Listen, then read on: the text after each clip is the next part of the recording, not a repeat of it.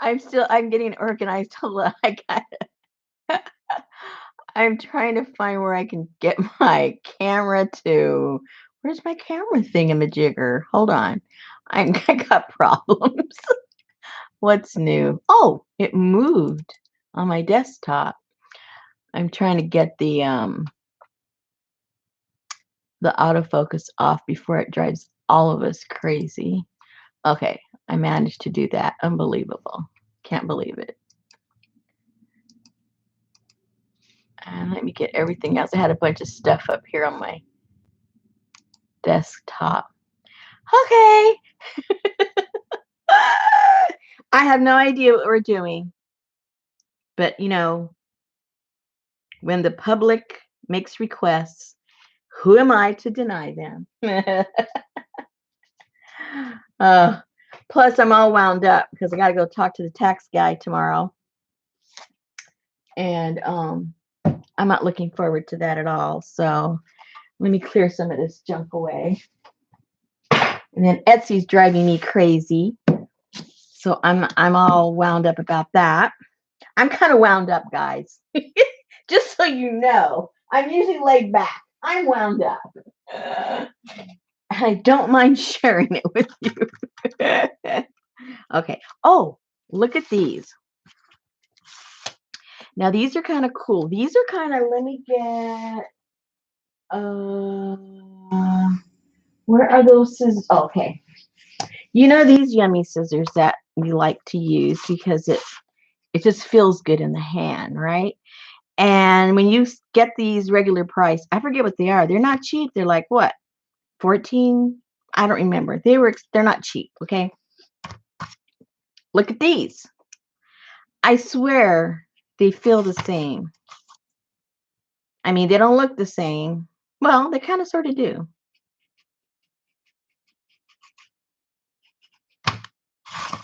$1. All right? Dollar Tree. I've been using these. I mean, if you have money to spend and you don't mind, obviously, I'm not going to, well, maybe I shouldn't say obviously. Not everything more expensive is better quality. It even sounds the same. Yeah. So, yeah, these are not where the other scissors are. This is where they sell the gardening stuff, like what, the wind chimes and seeds and little pots and stuff. These were called something like I don't know, nippers, or I don't know what they were called. So don't look for them where the paper stuff is because they're not there. Yeah. Oh no, Johnny's still up. I thought you were going to bed. Angie. Hi, Angie. Hello, everybody. Hello, everybody. Betty. Who else? I see again. I'm not looking up. I'm looking down. Yeah, Johnny, you were mentioning that you went to the tax guy. That's where I'm going to be going tomorrow. And I'm like, "Wee!" And then the Etsy stuff. I wish that we could unite and open up our own site, you know, but then that wouldn't be cool because then not everybody are friends and they'd be undermining and underpricing each other and it'd be worse than Etsy. I can see it now. Yeah. We'll see. My husband always does our taxes. He's really good at all that. But this is like a new realm. He had it all figured out last year. And then last year, if you were, if you were doing any kind of selling or, self-employment, whatever, they've changed the term so much. They had a short form and it was kind of easy. It wasn't that really that difficult. Well, this year they eliminated the short form and now you have to fill out like, I mean, you have to go to Form B and Form 32, and then if that doesn't work out on that worksheet, then you have to go to 59, and then you work out that sheet, and oh my goodness. Then they want to know, are you a business or are you a hobby? And then they ask you all these questions, and that will help determine if you're a business or if you're a hobby. And based on that, then your cutoff period from what you owe and when you don't know is different. But then if you do a copy, oh my gosh, kill me now. Then you have Etsy charging you for stuff, and they can lie all they want, because they don't tell you who bought what from where, when, how many clicks. Was it 30 days, 2 days, 4 days? They can just lie. They can make up the whole story. Okay, I feel better now. I might have to go make me some tea. It's kind of dry.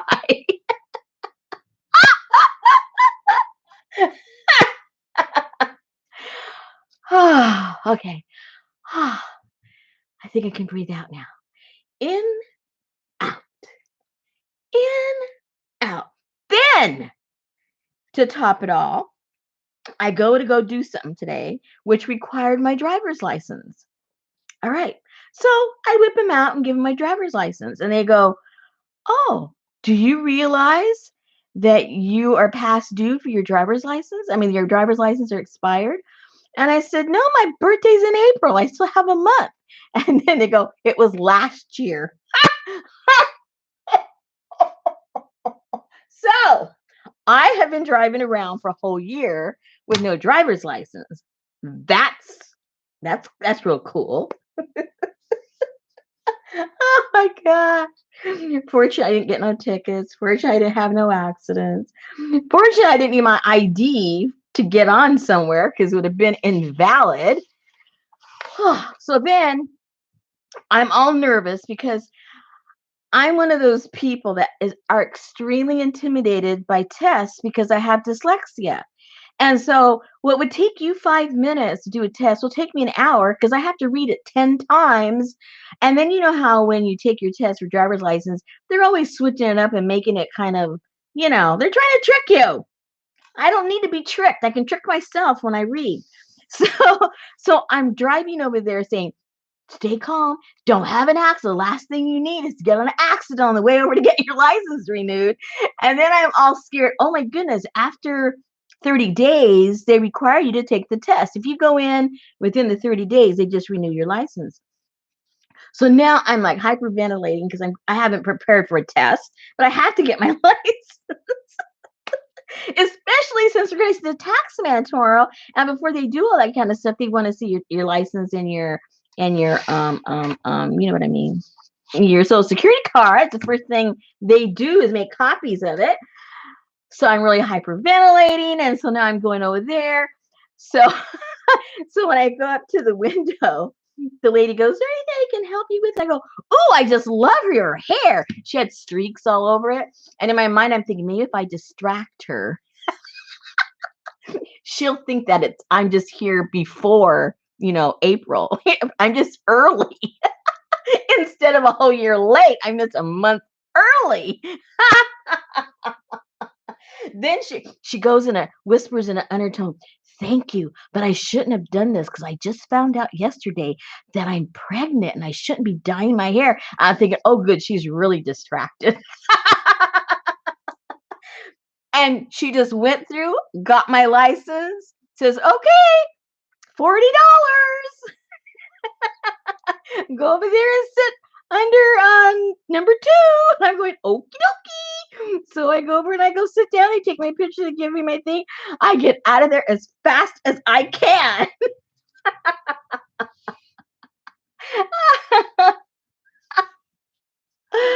Oh my goodness. Anyway, that's been my day.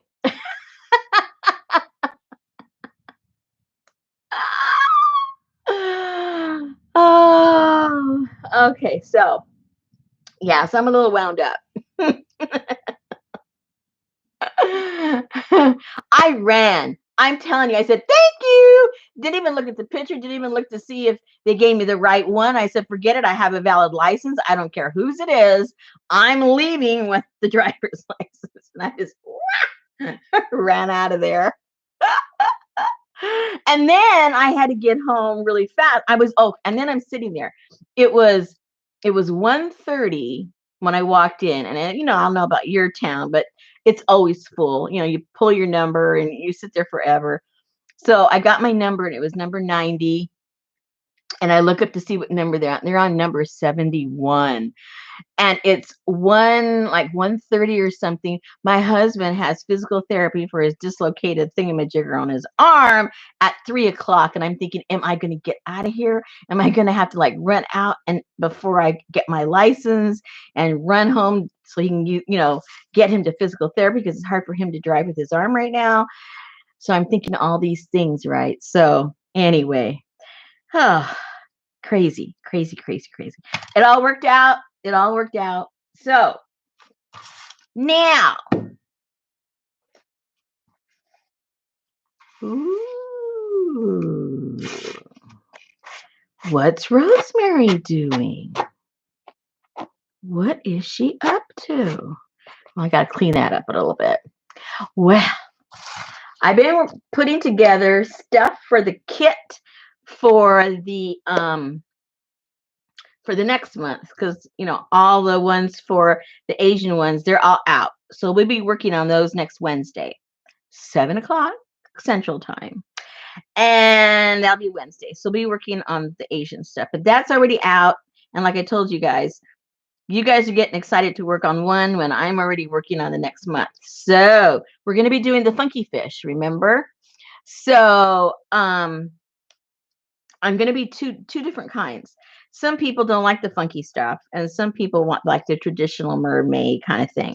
So I'm going to do one that looks very traditional and boring. And then I will do the one that's, that inspired the whole thing to do the really funky fish. So I thought, well, I already know how to do the funky fish thing because it's in my head. But the more normal one, I don't know what to do for the normal one. So this is what I did. I don't know if it's the end result, but I'm going to end up showing this for the kit anyway, because I'm not going to do another one. All right. So what this is made of is cloth. And this here is just a muslin, and this is just some kind of a blue fabric that I had that at some point I tried to rust it, and it didn't work. It was one of those rust things that failed. And so anyway, I'm not going to describe everything how I did it because that's what we'll be doing in class for the normal mermaid one. But anyway, so that is where I'm going with this one. I'm not sure if it looks better this way or that way. And then I was going to put some of this stuff behind it just to give it a more airy, more of a, what do you call it? You know what I'm trying to think, what I'm trying to say. There's a word for this, but because my brain is still at the DMV, I can't think of the word. Ethereal, more of a little ethereal. But then when I put this all on there, now it starts looking too much like a what do you call it? You know what I mean? I can't think, you guys. My brain is completely gone. A dress form, because now it starts looking like a dress. So I thought, well, maybe I don't want to do that because it makes it look a little too much like a dress form when I start putting the cloth underneath. But I kind of liked how it gave it, I don't know. We'll have to figure that one out. Maybe I'll include it, but you don't have to do it. I don't know.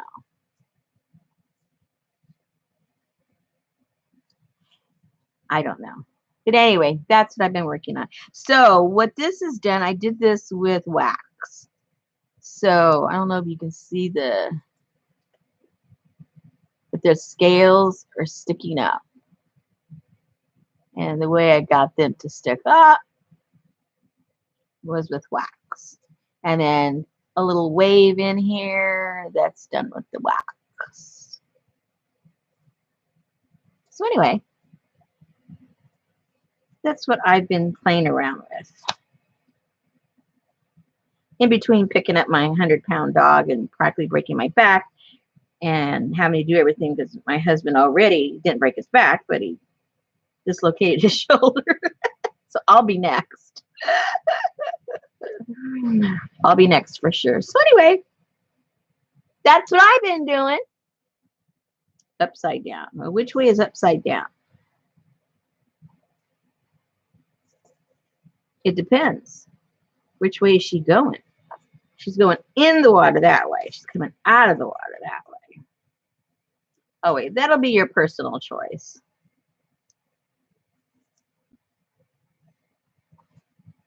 And then I have some little seashells I was going to put here on the corner. And then I have this trim that most of you have seen. It's a bunch of leaves. And I thought maybe it could look a little bit like some seaweed around the side. I have plans. I have plans. Yeah. Yeah, I think so too. I kind of like it. And then I had it on a blue background, and it was just, it was disappearing. Where is it? Oh, I think I messed it up and I threw it away, but it was the other side of this. And it just kind of disappeared. But of course, that's your options. I wanted it to kind of stand out. Well, now it kind of looks, now I kind of like it that way. Oh, well, too bad. I already covered the book with that. Oh, well. I shouldn't have been upset with Etsy when I made my decision, but but see, at least it shows that, you know, different ways. Contrast, monochromatic. Contrast. There you go. That's for you to decide.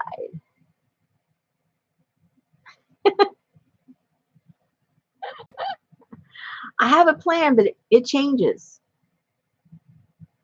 You know what, Susie? You're right. I do need some netting. And I looked through my whole house and I couldn't find anything. And that's what I was kind of simulating, you know, all of these rough edges, but it didn't simulate too well. So I got to go on the hunt for some kind of cheap netting, even something else. Yeah. And I went over to the Dollar Tree to see if there's anything. I thought, you know, because they've already got spring stuff out, and they did have like little pails and things like that for kids to play with at the beach light. And I thought, wait, where's the netting? Hold everything. Where's the netting? And there wasn't any. So, oh well.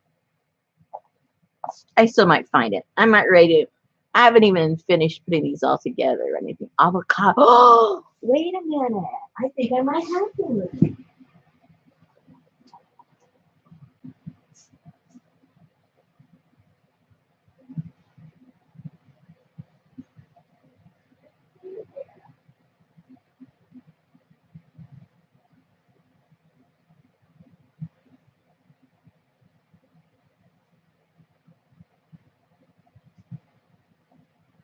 Well, I have everything but an avocado one. I have. And it's not the real netting, but still, it kind of, let's see, that's the green. And I got a purple.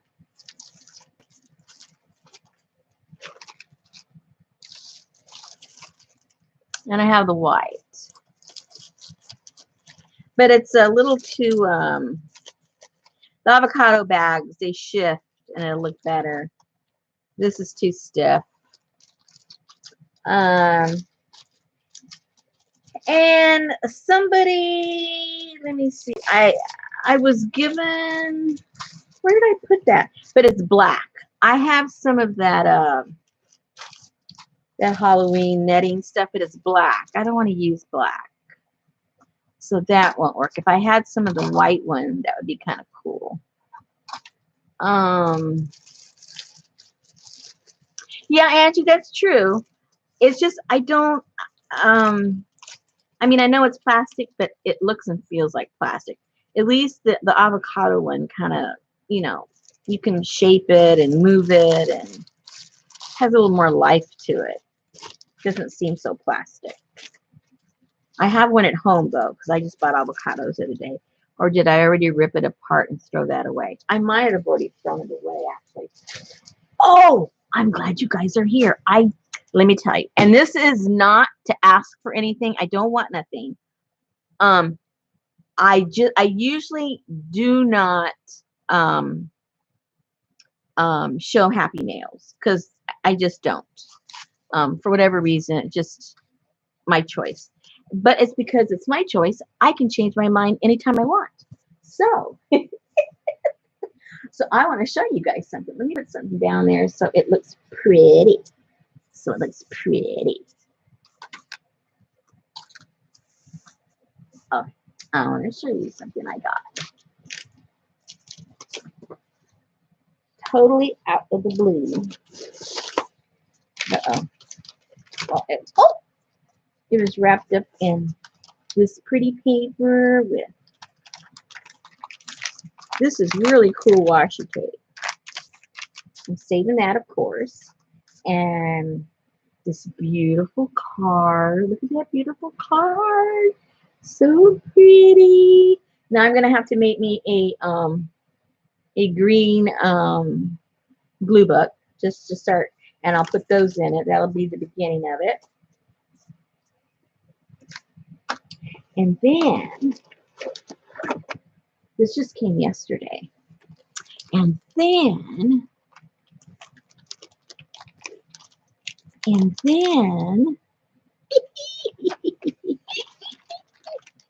you know, I don't think I'm that transparent, but I guess I talk enough about what I like, because whenever I do get something, it's always spot on. They know my taste, they know me, and it's just perfection every time, you know, I get something. Anyway, so let's look at this first. Obviously, if you've been around me at all, you know how much I just love Asian fabric. It's probably my favorite thing. You know it is. And look at that. Oh, hello. Hold everything. Hold everything, people. What does this look like to you? A little too much, huh? It looks a little bit like water. A bit much. Okay. Even I can admit to that. All right. So let me see which way to put all this. Look how pretty. Pretty. Pretty. Oh, look at this. Look at those colors. Look at that.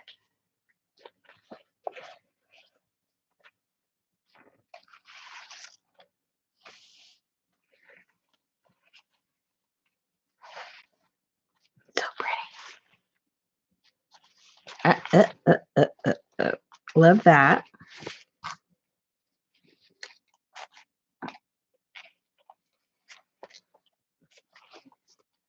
And look how pretty that is. I actually have a piece very similar to this. You guys that got the kits, you got some of this. I chopped it up and put it in your kits. So you might recognize it. Whoops. Look at that red. Oh my goodness.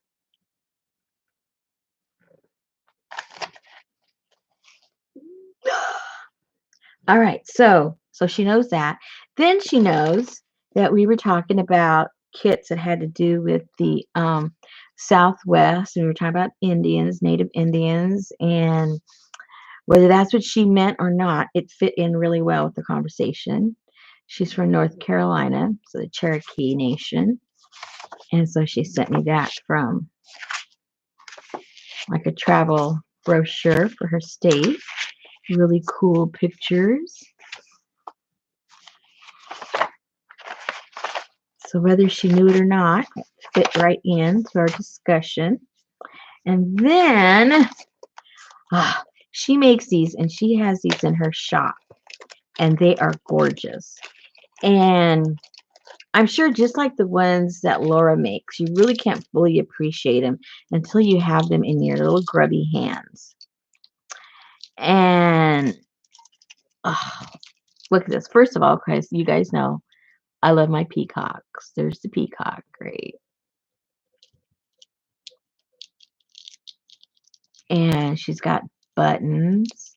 She loves to do a lot of wraparounds with her stuff. So, and by the way, I'm going her. Carla Frizzell. This is who sent me this stuff. Carla Frizzell. Look at this. It'd help if I mentioned the name, right? But look how she wraps around. Cool idea. I think I might have to steal that.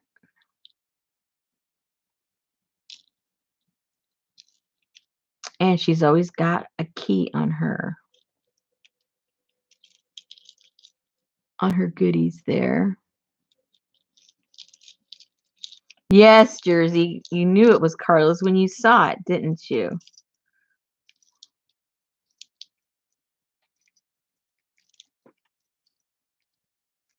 And look, she's got an earring. That's so cute.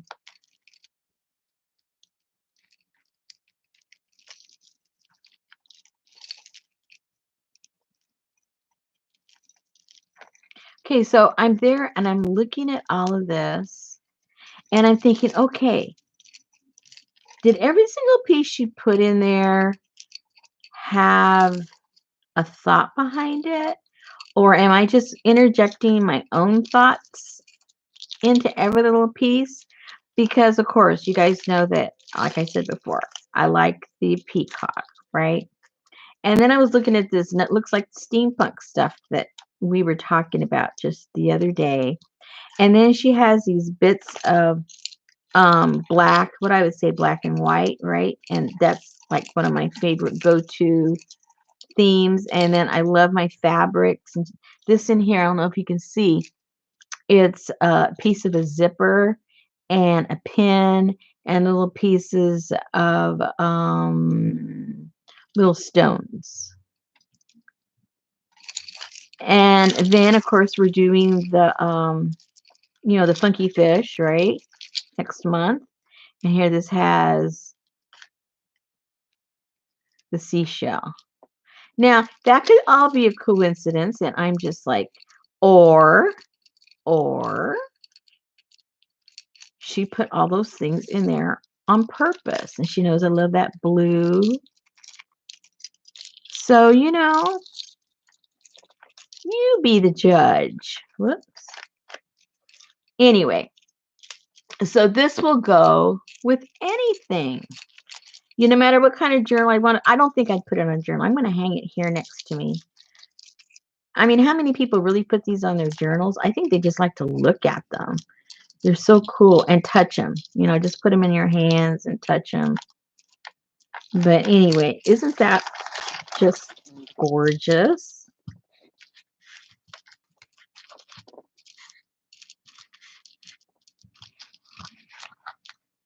Ta-da!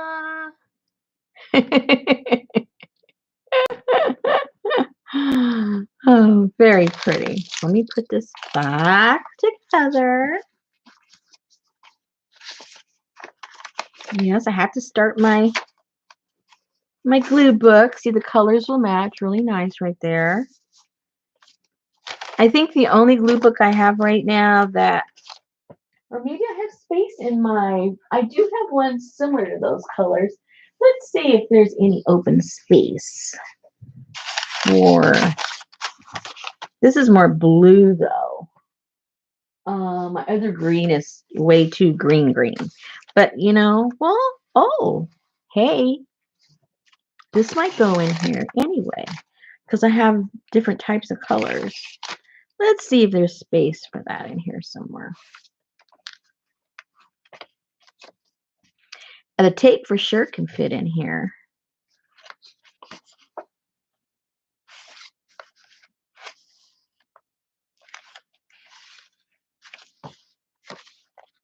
Sometimes I have an empty page that I forget about. Or, you know, if it's a page I don't really care about, I can cover it up. That's my prerogative, you know. Let's see. See, I could live without this one. It's just too big and, oh, I could cover this one up.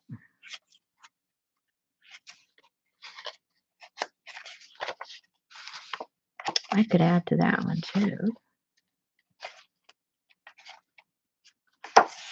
Okay, so now I've seen all the pages. I think this might look kind of cool right here. And I could put it down with, if I could put some of the washi tape. Yeah, let's see what we can do here.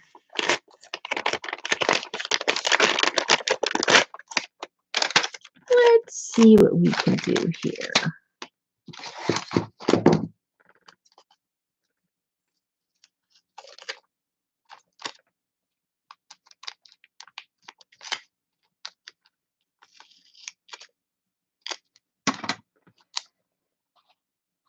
So let's just make us a little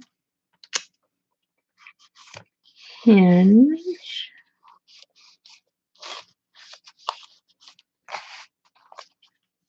And put one in the back.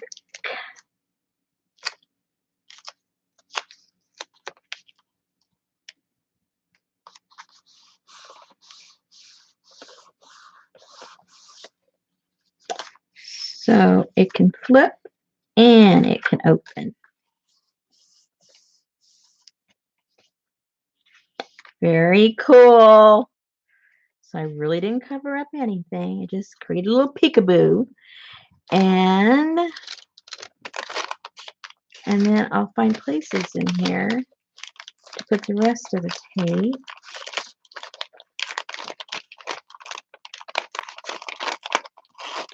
Ugh. I was afraid of that. One part picked up the paper.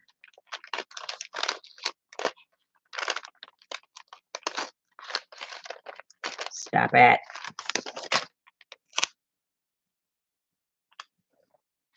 All right.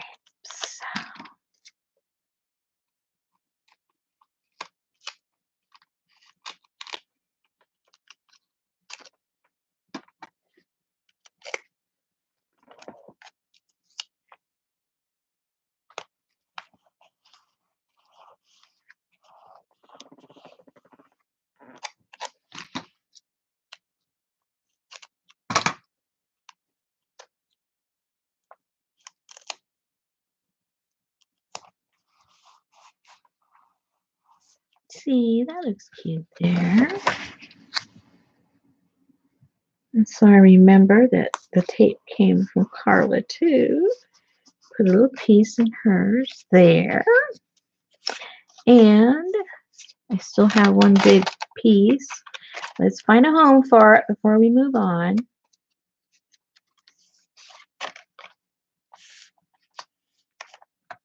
See, this is always bugging me. It looks so plain. I think it needs her tape on it. Oops, sticky. I don't like that.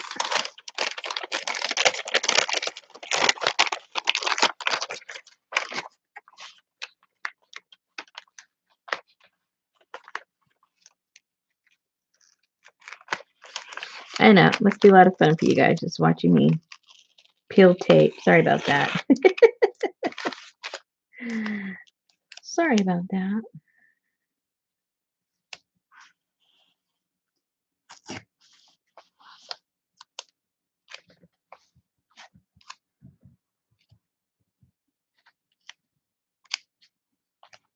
But you know, I have to unwind.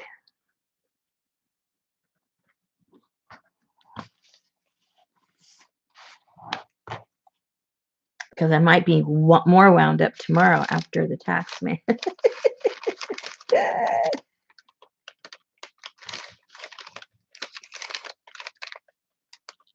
So now the joke is with my husband. Oh, whenever he sees a package coming in or something, or me coming home with a package, I'll say, now what? We need write-off. What are you talking about? I need to spend every penny I make, so I have no income.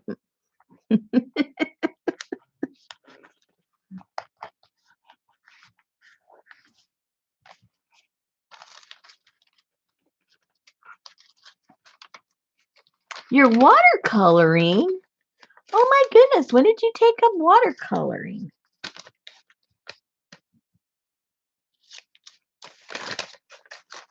I've been out of touch. I've been so busy with all kinds of crazy stuff that I've missed out on a lot of stuff.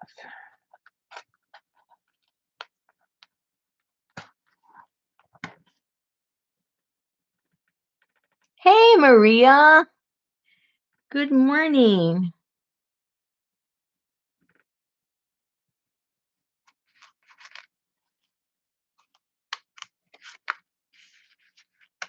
Let's see. Maria, over in the, I don't know if you noticed already or not, over in the Caboodle Kit group, I put in a file of a collage for the Asian kit for you guys to print out if you like. I put 2 in there, those that I was playing with the other night. I finished them. Feel free to print it out and use it any way you want. For those of you that are new or don't know what I'm talking about,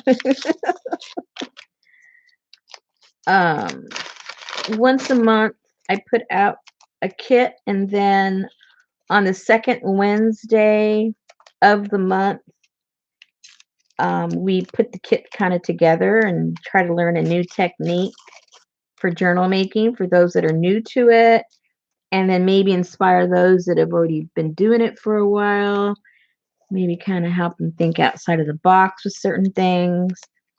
And so we wanted a venue where we could share the pictures of the stuff that we're making.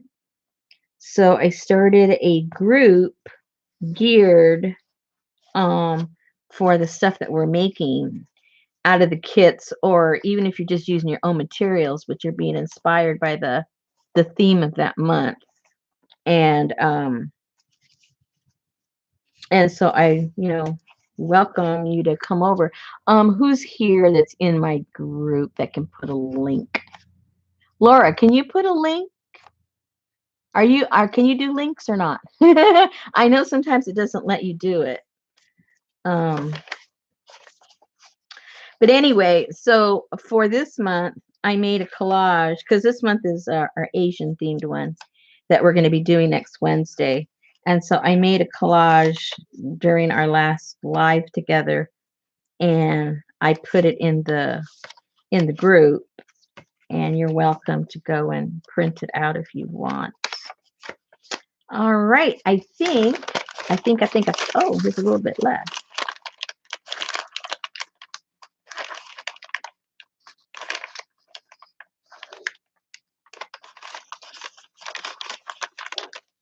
Hey, Erin.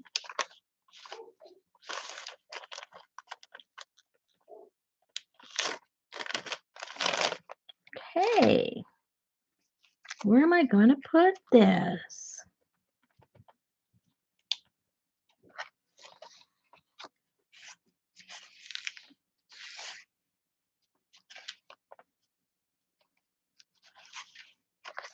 Oh, that looks messy there. It looks like something got torn off of that.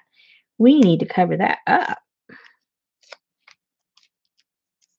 How did that happen?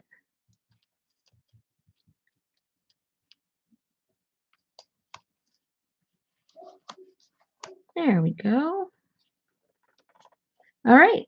So that's that for now for that one. Oh, and here's the and what I'll do when I do the kits too, I'm going to be putting in a pattern.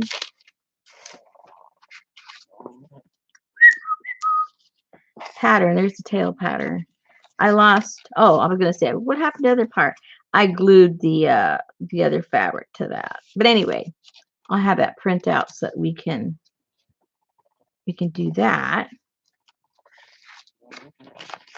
See which way we end up. See, I'm still undecided which way I like it better. Mono, contrast. Oh well, that's for next month. I'm getting ahead of myself.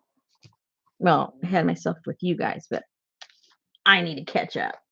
All right, so that for now is done. Hey, yay! Let me put these away.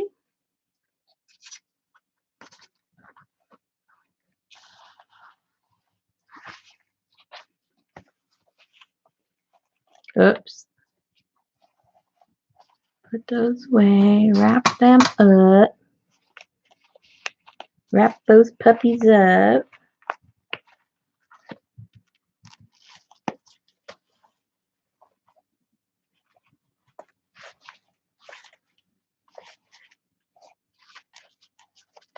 Okay, so is there anything you guys wanted me to do? Anything you wanted to do? You just wanted to hang out with each other and talk? What's going on? What's going on? Let me know. Woohoo! I think Laura put Carla's link to her Etsy shop. She sells these in her shop, and they're just gorgeous. You know, sometimes you can't fully appreciate it with pictures, but as you can see, it's very, very chunky and very eclectic, just the way I like stuff. I like things very eclectic. That's how Laura makes hers too. They're so pretty. I like that. All the beads, different types and colors. I like that. Another person that makes really cool ones are Jessica Rapp. She makes pretty ones too. She uses a lot of game pieces in hers.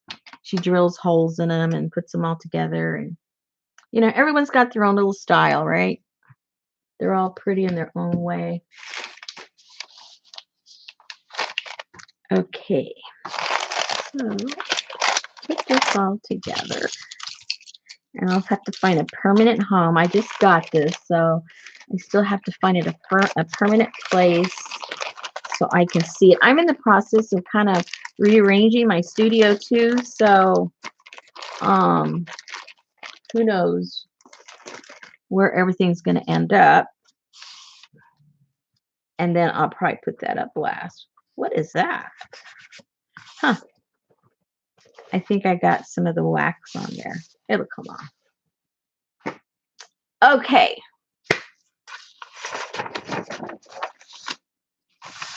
Nice and clean.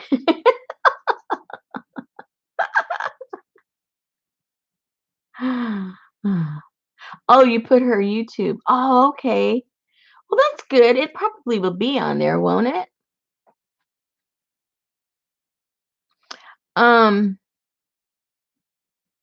Oh, let me look up now. Is it too late to get the kit for March? I don't have any up for sale in the store, in the Etsy shop, but I have the stuff to make some up. So if you're interested, let me, there was two different ones. The only difference was one had one kind of fabric, because I didn't have enough of the cover fabrics Well, let me backtrack. Let me regroup my thinking. Have you seen, Michelle, have you seen the kits or are you wanting to see the kits? I should probably ask that first. Have you already seen them and you just didn't buy one yet? So I'll wait for that answer before I get long-winded.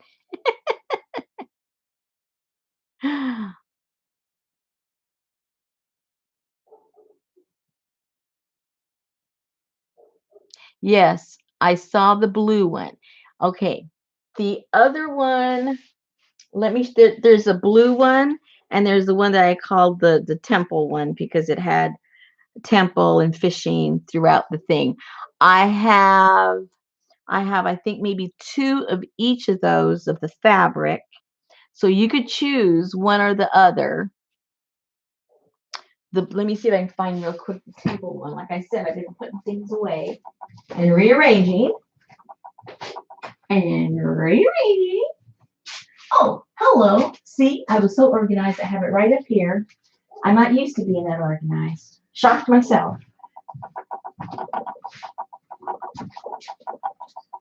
Okay, see how organized I am? Because the other day I was putting stuff away. I go, no, I need all that stuff for the class on Wednesday.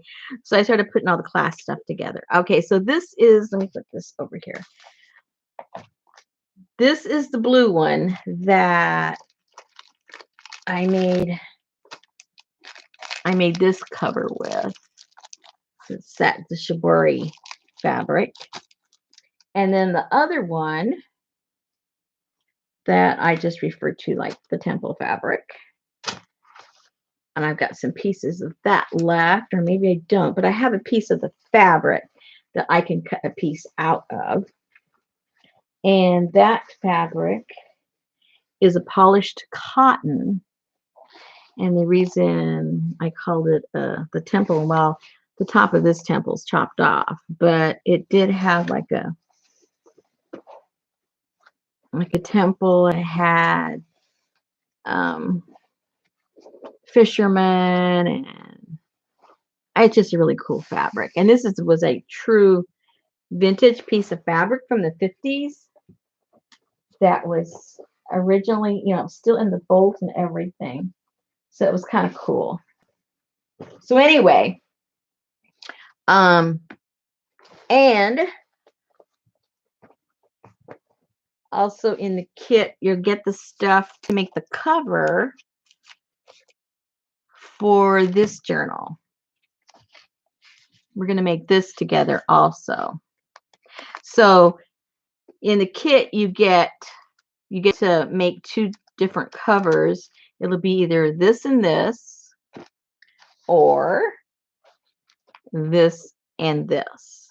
So just let me know if you're interested in the shibori one or if you're interested in the temple one, the blue or the temple, and then I'll know what to put together for you if you're interested. Okie dokie, temple. I see that. All I gotta do is look up, Rosemary, and shut up.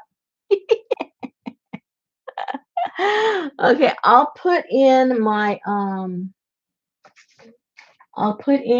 email, and I can send you a PayPal because I'm mad at Etsy right now. Even though everything's over, I haven't left Etsy, and I'm not going to. But I think what I'm going to do, I was talking with a friend of mine, and it just happened. It was kind of the stuff that Johnny was talking about too. Most of the people that buy my my stuff from my Etsy, almost all of them get it from my YouTube, because what I do when I make my journals, I do complete flip throughs. And if I put packages of fabric together, I do complete flip throughs. I don't rely just on the pictures that I put up over on Etsy. So a lot of people, a lot of people don't even look at their notices that they get from Etsy that somebody put something new on. More people are attuned, I think, to videos that are popping up from people that they follow. So almost everybody that buys stuff from me, they go straight from watching the video and then they go over to Etsy and they buy the stuff. So it's almost like um now all the fees and all the stuff that Etsy is now throwing in our face and charging us, and now they're charging us for advertising, which they don't any I don't know, don't want to get into it. But they're just nickel and diming you to death. And so I think what I'm going to do is do what I do, put the video up and all like I normally do. And those, I have most of my business is repeat customers. So you guys know what I'm talking about. And so it pops up on YouTube, and then you guys go over there and you make your purchase. So like especially for like these caboodle kits that people are just kind of buying them every month. Um I think I'm just going to do them through PayPal for now and see how that goes at the beginning of the month when I bring them out. And then after all you guys that are kind of like the repeat customers, then after that kind of slows down, then I'll put them up in the Etsy so that it's only a few of them that will be on the Etsy that they're gouging all the money from me. Because on PayPal, I think it's what 2% or something that they charge me to process this stuff, but it's getting up to like 10 and 15% with Etsy. And then they're going to charge you more when they say that they're advertising that somebody came through their advertising and they don't prove it to you. You have no way of knowing. They could be lying. That they just could be straight lying and charging you an extra 12 to 15%, and you have no recourse. So anyway, it's just getting aggravating. So anyway, I'll fill you guys in more on Wednesday when we're actually doing the other kit. That way the people that have bought kits will probably be there, and I'll let them kind of know what's going on. But yeah, it's a little aggravating to see the least. So let me put my email. It's a long-winded excuse for putting my email right. You know better than to ask me a question because my answers are way longer than they need to be. Okay. And like I say, now I'm going to see the tax man. I'm going to say, should I go stay with Etsy or should I go with whatever? Because then on top of all that, then we're paying taxes too. I mean, if you're going legit, I do it legit. So it's like by the end of the day, you're not with any money at all after all your effort and your time and your energy. And it's like, what's going on here? um and I don't, and it's not fair to be hiking up prices. I mean, it is fair because if I'm paying more, that's just the way commerce works. But still, it's just I don't like to do that. Okay, recipecat@yahoo.com. There we go. That is my email. And so just put to remind me, because right now my brain is very foggy. Go ahead and just remind me, that you want the temple one. And the kit was, how much was the kit? Who bought a kit? How much was the kit? I think they were $30. I think. I'm pretty sure. And it comes with, lots of stuff. Anyone that's bought my kits know that you got plenty of leftovers after you play with my kits. So, okay. Thanks, Lynn. Thank you. Um, what else? All right. So, what are we going to do for fun? Are we going to do anything for fun? Let me see. What are we going to do for fun? Some fun. What do you guys want to do? Oh, and the shipping. Yeah, the shipping came out to be, I think they were, I can't remember now. Maybe it was $4 or $5. I think. I think that's what it was, more or less. I'll weigh it and give you the exact amount um, when I give you the price, the pricing, when I send you the PayPal invoice. Okay. Okay. What else? I'm going to put these up also, the ones that we did from January. Two of them have already sold, but I have two more of these that I did. One was the one I showed when I was offering the kit, and then the other one is the one that we made during the class on that Wednesday. So both of these are going to be going in, and unless somebody wants them that sees the video, I'll wait a day or so, so I don't have to list it. And I have this pretty big package of leftover stuff of things that we used to play with to make these journals. It's got, some of the papers and fabrics and, the waxed stuff. I guess it has a couple of eco-dyed papers and just leftovers. I don't like to throw anything away. And, the way we do our junk journals, it looks better with all this stuff in it anyway. So each one will come with one of those. And that's all I can think of right now. So I have three different boxes that I have that when I run across something that I think will look cool in a future kit, I just throw it in there. It's like, sort of to inspire myself, actually. And I got a couple of things going. I think they're going to be kind of cool, actually. All right, maybe to pass the time. Thank you, Michelle. Luce is awake with us. How are you doing? Maria wants to know about shipping to Europe. Okay, Maria, I will double check. I know I have several people that get my kits that are in Canada, and I'm pretty familiar with the rules and the pricing. Europe, not so much. So I will investigate and see how much it costs. If, for instance, I'll give you a for instance. If the stuff that's in the kit is bulky, let's say, it's got something bulky like that. When I send from the United States international, anything bulky like that is going to make it priced as a package. And package is always more expensive.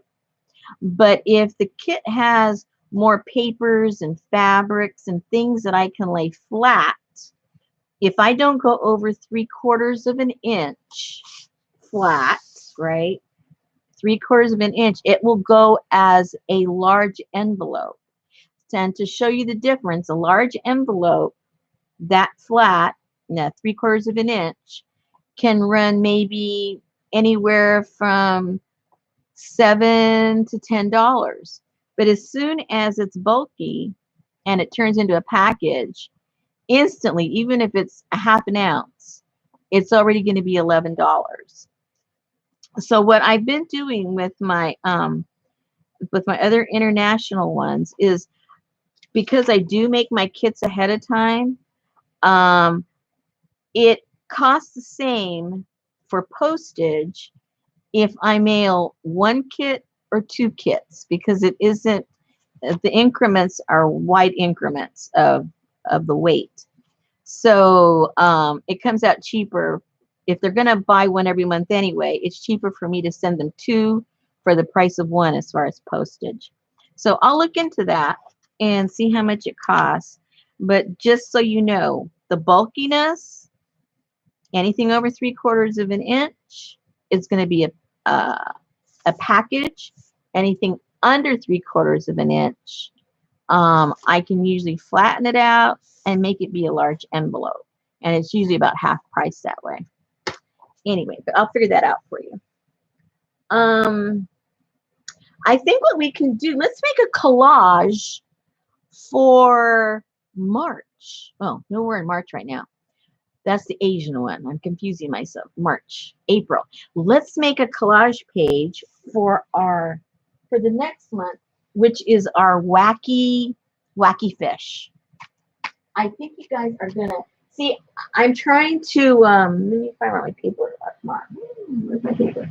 What I'm trying to do is, if I want to motivate you guys to think outside the box, I have to be thinking outside of my own box and do things I normally don't do. I'm trying to find this one pad of paper that I wanted to use, just the right size, something like that. Oh, well, I guess I'll have to change my pad and use this one. And so anyway, I'm not into mermaids. I think they're kind of foo-foo, and I'm not foo-foo. So I said, ooh, why don't I do something mermaidy that isn't foo-foo at all? And so I came up with doing these wacky kind of, I saw these, they were pieces parts to these mermaids. What did I do with them? See, I put things away. I have to stop doing that. Where did I put? Hold on. I'll find it. Oh my goodness. Oh, here it is. In the box where I put it. Okay, I'm going to give you a sneak peek.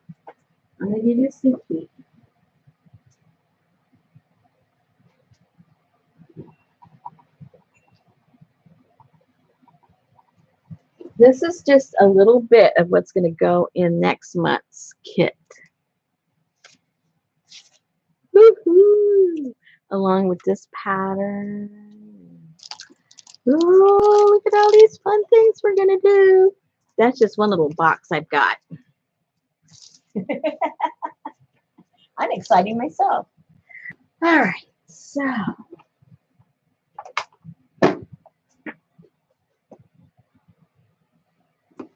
now here's some of the pieces parts I have.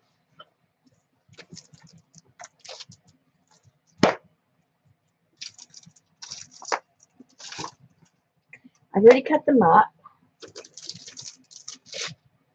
And these will be some of the stuff in the kit too. And then I got some napkins that I want to incorporate in that, in the collage. Ooh. Oh, I forgot to show you driftwood. We're going to have driftwood in there too. Aha! Very good. I think that should do it. Whoa! Need these papers too while we're at it.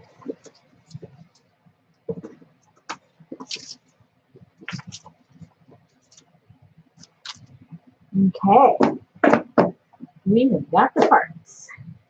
We have got the parts.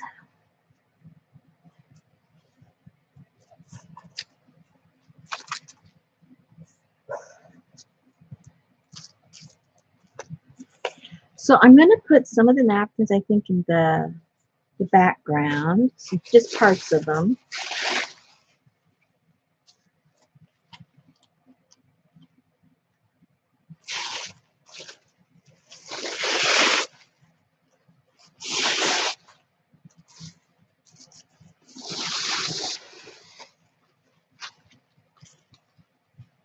Woohoo! Pretty. I know you guys think it's pretty, because it is. And then we got the fishies.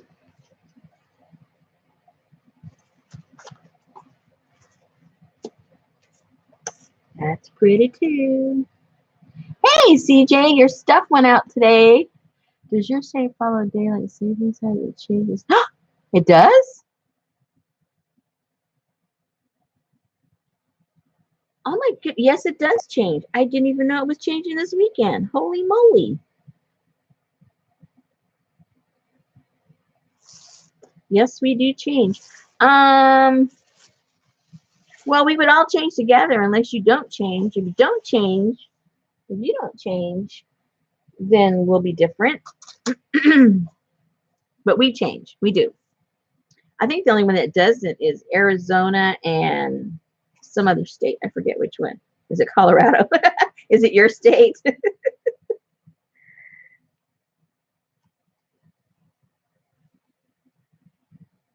Sandra.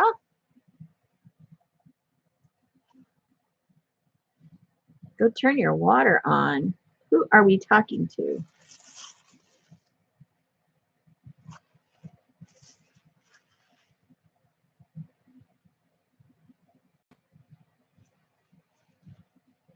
Right now, I'm 2 hours ahead of California, the West Coast. Right now, I think I always am. To tell you the truth. You want these napkins? Look at this other one I got. What's the other one? Oh no, it's the same one.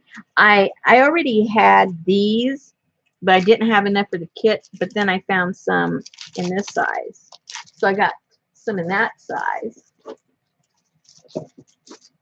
And what else did I get? Is that it? I think that's it. I just got the 3, but I got enough this time. Oh, and this was the trim I was saying that I thought on the cover.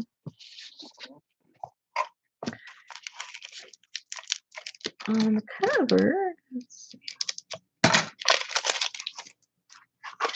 That on the cover it could kind of simulate like the seaweed, you know, kind of sort of. That's what I was thinking in my mind. I don't know if it'll really work. Sometimes things, work in your brain, and then when you actually put it on, it doesn't. But yeah, it might. Yeah, it might work. And I put a little seashell there or something to get with the whole mood. Yeah, I think so. Okay. But that's more a normal cover. We're working on the Abby normal cover right now. And where's my glue? Where's my glue? There we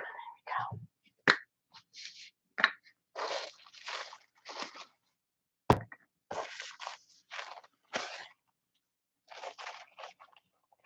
Now we don't want our fish upside down. I've done that before.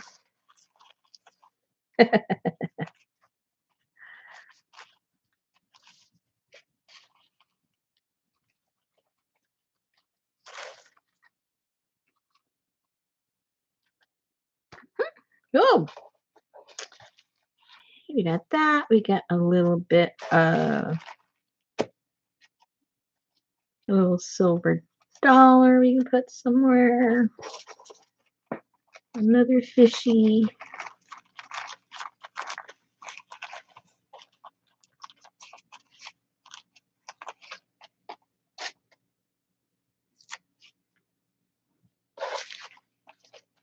We have been having such warm weather. I have these trees out in the front. I guess depending on the part of the country, they call them different things. But here they call them tulip trees. But they're really those really beautiful. Close your ears, Popo, if you're still there. Pink magnolias. I get these big, beautiful flowers, and they're these beautiful pinks. And anyway, they're only supposed to bloom, kind of late into the spring. Oh my goodness, they're already opening up. And all I need is like this really freaky frost to happen, and then all my beautiful buds are gone.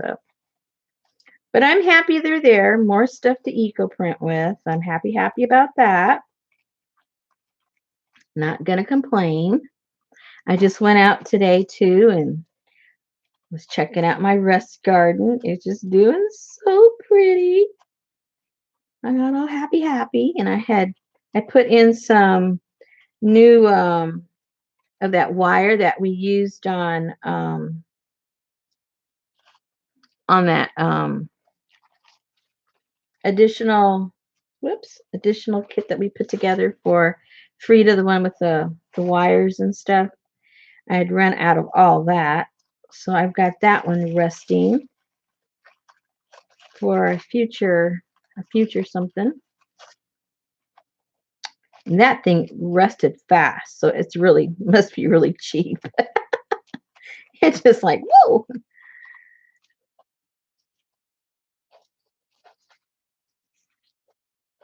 Oh, Suzanne, you know what I'm talking about then, right? Those flowers. Oh, they're so pretty.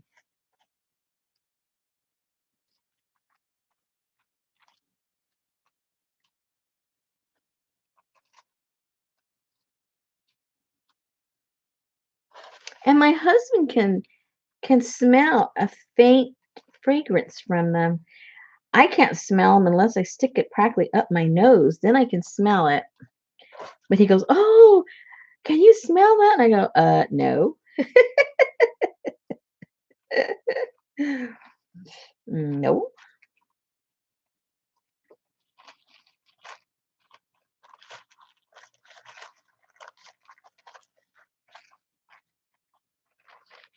Well, these poor fish, they used to be in a little sardine packed school. Now they're just all over the place. Look at that. Free, free, free at last.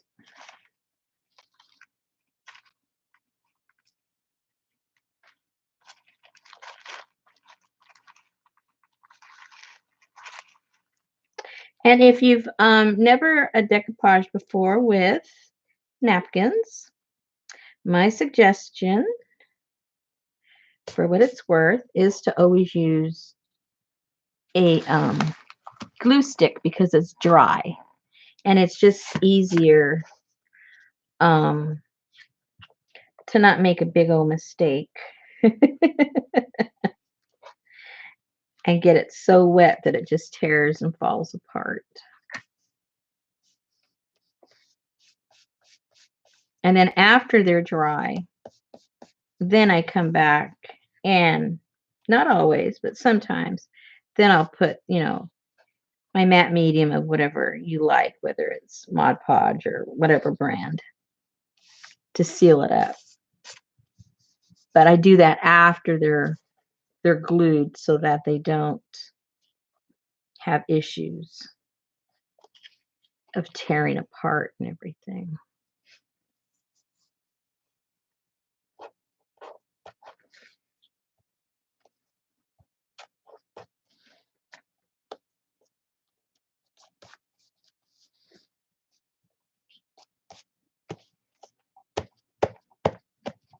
And for the most part, because you're not wetting this paper, it doesn't buckle and do all that ripple stuff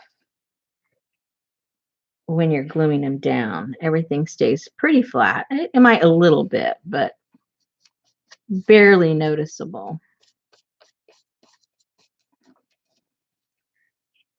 And whatever, you don't catch, just lift it up, put a little bit of glue underneath there. And that's that.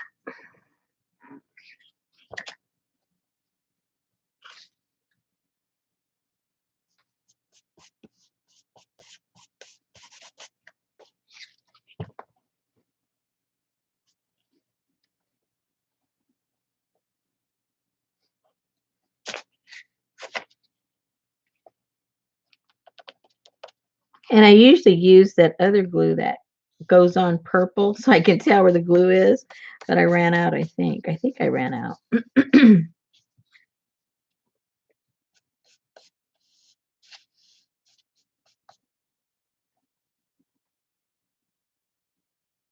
What kind of paper do you use, and is this the size of the pages of your journal? I never use one kind of paper, Marie, to tell you the truth. I love paper. I love getting them at secondhand stores and whatever kind of paper. I really don't care. I love all kinds of papers. As far as the size, I don't stick to any one particular size because my journals are all different sizes. And so, that doesn't matter to me either. And even when I make my journal, I'm the type that I don't like my pages to all be the same size. So I know some people are real stickler. They want all their pages to be the exactly same size. begin and end at the same spot, inside. That's not me.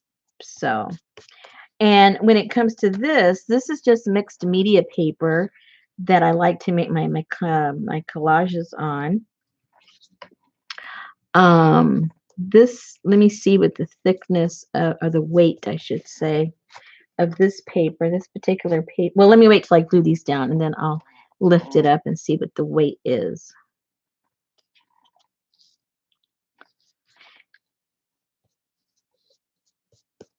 Now, a lot of the printing that I do, because I'm not fussy about, I know some people want the colors to be true and really vibrant and pretty. I don't really care because I like things to already look old and kind of worn out and faded out. So that isn't as important to me as some people that print out their digis.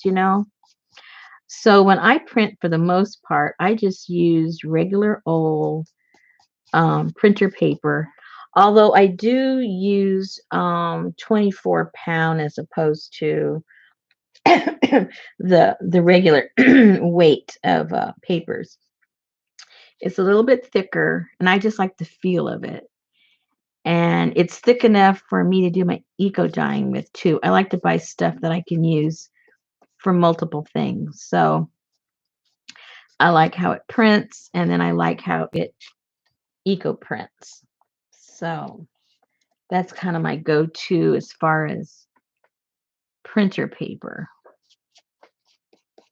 Like I say, I'm not fussy about it. But if I find parchment paper and stuff like that at the secondhand store, thrift stores, I will grab it because I really do like how it looks when you print on the parchment paper. But it can get a little pricey, and I'm cheap, so I wait till I just find it at the secondhand store.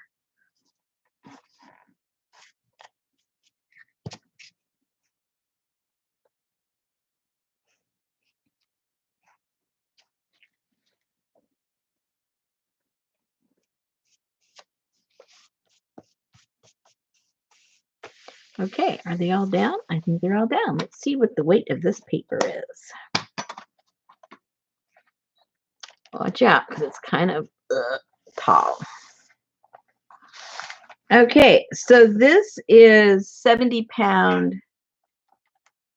paper, or 100, I guess that's grams. I guess that's grams. 100 grams, 70-pound. And this is a large sheet. This whole thing is 17 by 14. But I don't obviously use these, the full page for the journals. Although I do make sometimes bigger journals when I use my antique photo albums. The pages are quite large, but it might be half of this and then maybe cut to about right there. And I will use some of these papers when I do those. So basically my answer is I use everything.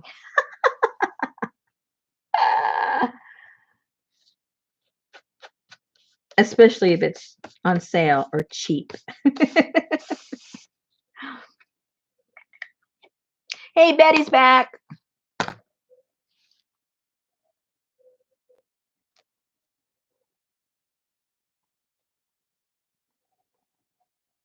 Yeah, Susan, I love dyeing paper, all kinds. Oh, that's right, the puppies. I forgot you got a puppy. What did you miss? We're just talking about putting collage together and starting off with napkins and using drier glues, which I would recommend using a glue stick when you're putting down your napkins. And see, this is super, super dry, and it still is having a little bit of a wave right here. Of course, underwater, waves don't matter, but you know what I'm saying. Now, how come all the fish are going that way? I guess there's a shark over here somewhere. There must be a shark. Sharp, sharp, sharp. Now I think I like this.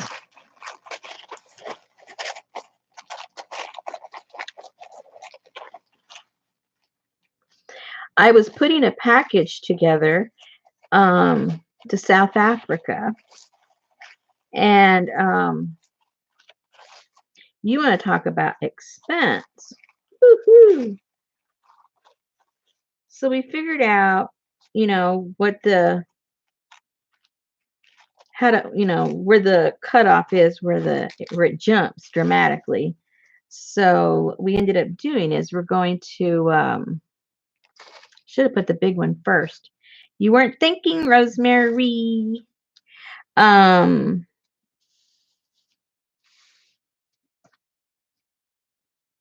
we're gonna have to divide it, and it comes out cheaper than if we did the whole thing.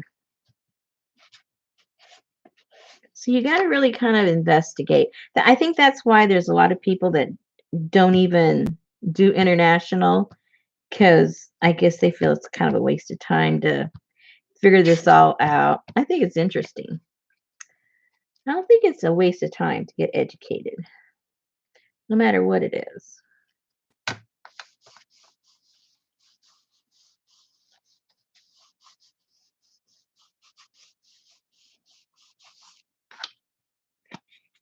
And then it was so funny. I felt so stupid. I went to the post office and asked for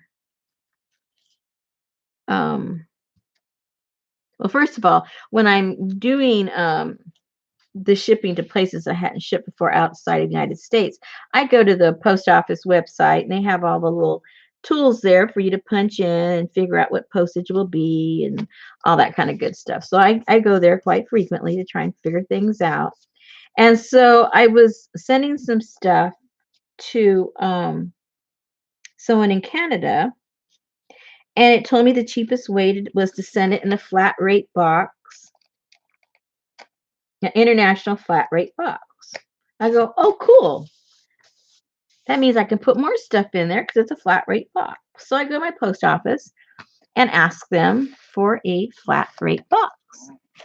And the lady that was working there, which she's there all the time. It isn't like she's new or anything. She goes, there is no flat rate international. And I said, well, your website says that is the way I'm supposed to mail this. And she goes, well, I don't know what to tell you. We don't have flat rate international. And I go, okay. So then I was talking in one of the lives or somewhere, and the person I was sending it to, she goes, I've gotten stuff before from other sellers. You do have flat rate in the United States for international. I go, okay. So then I was talking to somebody, and I mentioned the problem I was having with all that. And she goes, Rosemary, the flat rate boxes are for domestic and international. You have them already. And I'm thinking, okay, I felt stupid. And then I felt, well, how stupid is the lady at the post office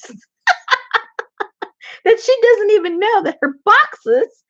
And, I knew that, but I forgot it, because when you look on your boxes, your flat rate boxes, it says right on there for domestic and international. Hello. So anyway, so I go back in my back room where I have all my stuff for shipping. I have them there. So I filled it up and I take it in to the post office, and that same lady was there that told me that they don't have international. So I thought, oh man, I hope I get her. Sure enough, bing, she was the next one available.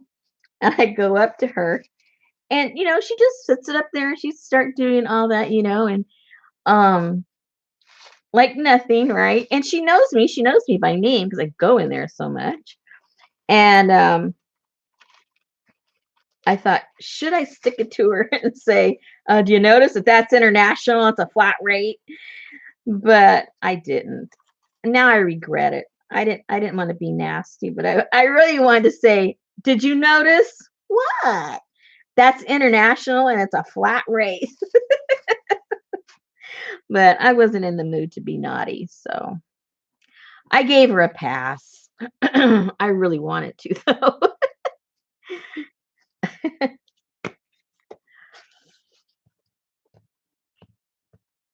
So yes, there is flat rate international, except the box that you would, it's a flat, like for instance, the medium flat rate. If we sent that here within the United States, I think it's something like, I even forget exactly what it is, but it's something close to maybe, I don't know, 15, $16, something like that. You guys probably, one of you ladies probably know. I forget right now. But the same box to go to Canada, I just spent $51 for something that would cost about 15, 16 bucks here. But, going by weight, it still saved because if I had separated it and sent it just by the weight, it would have been like 70 some dollars. So, am I familiar with Pepin paper? No, never heard of it. Maria, I'm glad you asked. I'm having everybody and their mother's been having napkin sales, and I have so many napkins because I buy napkins for special things, and then of course, there's leftover napkins. So I'm going to be selling that. Now, see, this is easy to, this is very lightweight to send because it is. It wouldn't be that costly at all.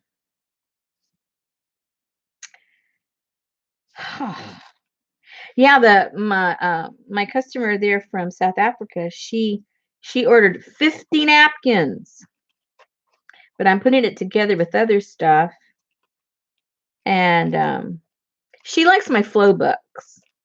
For those of you, I hardly ever talk about my flow books, because everybody and their mother makes them now, and but that's how I started my Etsy shop, was selling my flow journals, and she was a customer, and she still comes back for the flow journals, and I really have a lot of fun making them for her because I like when people give me a theme or parameter. I like that.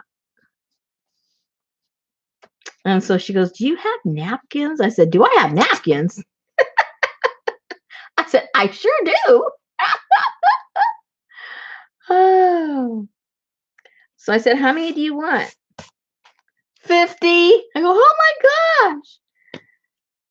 The sorry thing is I only gave her, now how do I phrase that? I have enough that I could give her, that I didn't have to repeat any. She got one of everything I had, which means ta-da, I have 50 types of napkins because I didn't have to repeat them at all. And that way, if she ever wants any more, she knows which one she wants.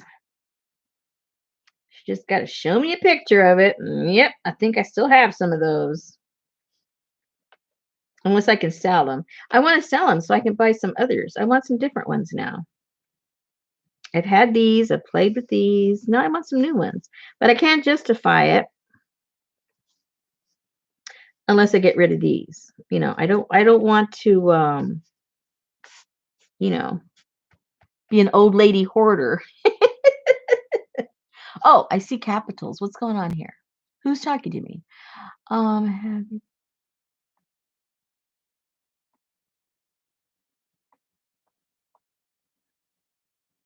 Oh my goodness. Okay, thanks, CJ. Oh,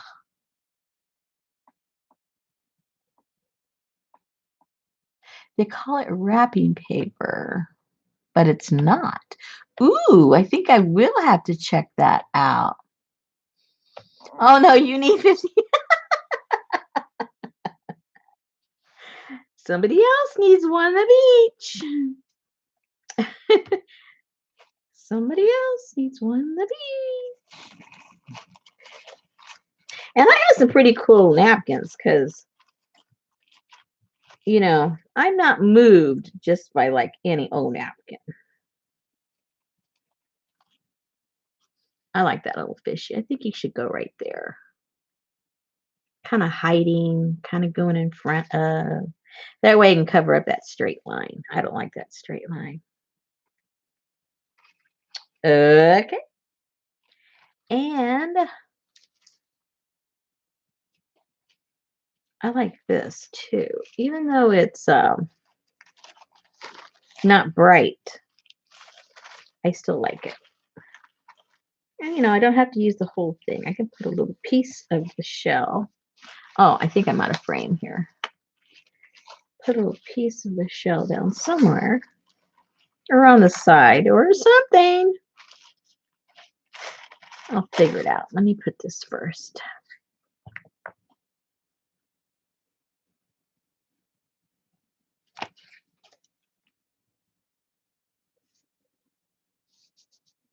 Oops, I don't want that white on there. I forgot. That's dark. When you're putting it on the white paper, it doesn't matter. But when you're going to put it on something that has a dark background, try to get as much as that white off. Or else it'll look ugly like that was going to look ugly. And you can use your scissors, but I like to tear things. I like a rough edge. Okay.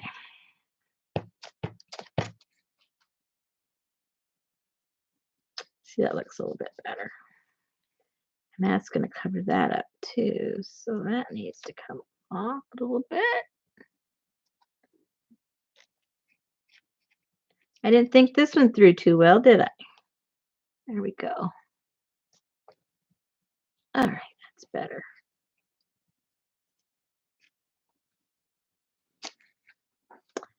That's better.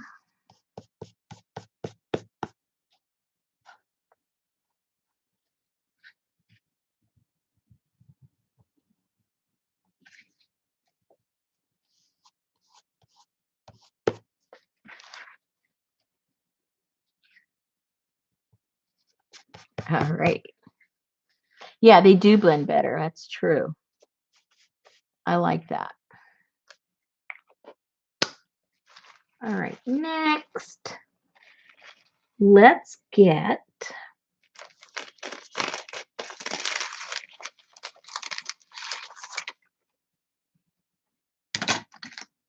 let's use my dollar scissors. Let me show off my dollar scissors from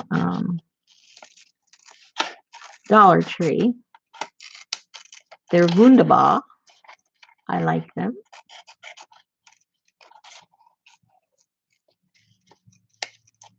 Uh-oh, what time is it? Okay. I don't want to get to bed too late because I have to be bright-eyed and bushy-tailed for the tax man. I don't want him asking me any trick questions. Guy can be tricky, Like, are you a business or a hobby?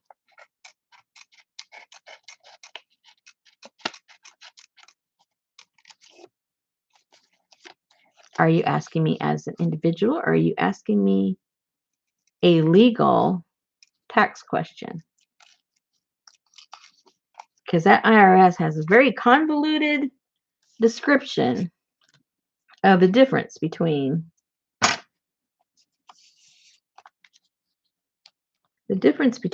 a hobby and a business.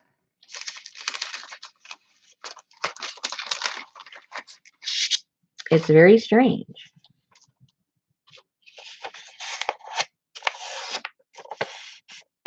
Hey, Jennifer.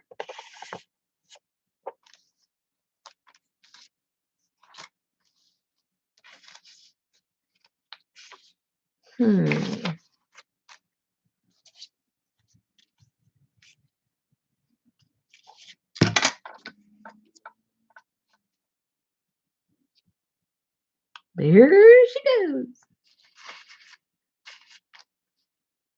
Where's my little papers? Where's my little... I lost some stuff. What did I do with it? Oh, here they are. I just got too much junk up here. That's all.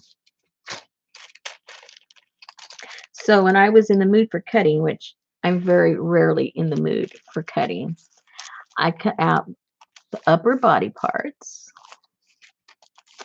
the fins, the lower body, the arms, the legs, wings, upper body dress form part, headdress, and fishies. What does this all mean? It means I was going crazy. So,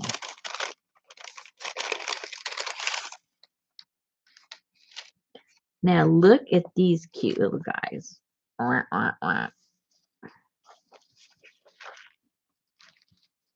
Okay, this is cute. I'm sorry, I don't care what anybody says.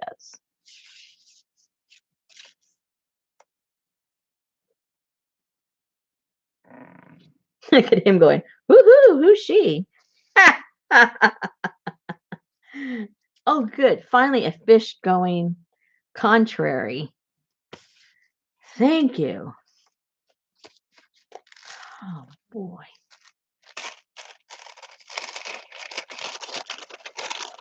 Yes, Jennifer, and I do not fussy cut.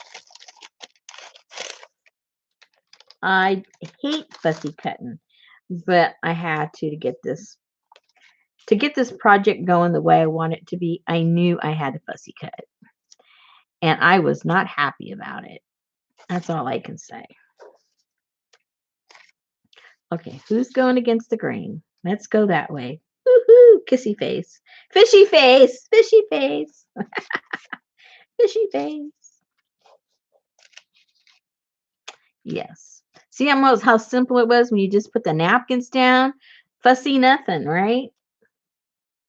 Then you get these guys. Holy moly. Let's see which way they're going to go. Let's just start putting them chaos. Let's just create chaos in the water. Go in all different directions. You might have a show off in the group too that decides to swim upside down. Who's leaving? Oh, Maria. Thank you for stopping by, Maria.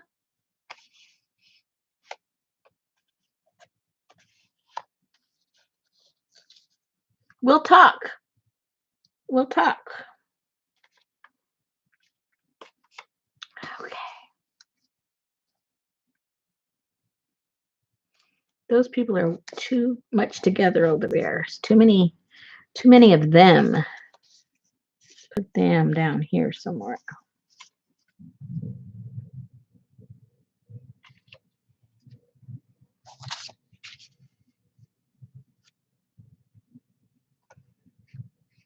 Okay, I think that's enough. Enough of that. Two of them are fine. Let's glue down those other ones. Yeah, bottoms up. Yep. Bottoms up, people. Bottoms up.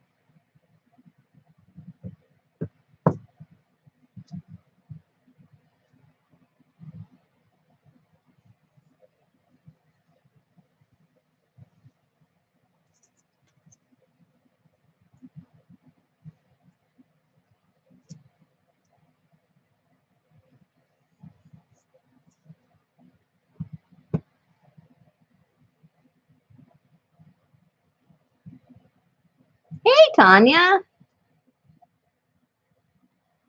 You found us. Excellent.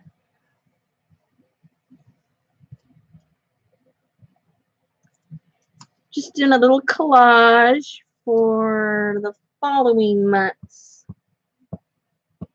Kaboom kit. Got to work ahead of time. This guy's contrary. There he goes. He says, I'm out of here. I'm not going with the crowd.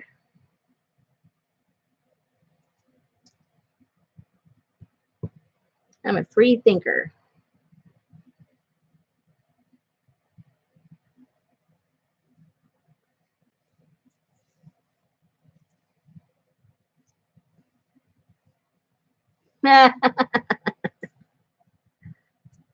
And I had tuna salad for supper.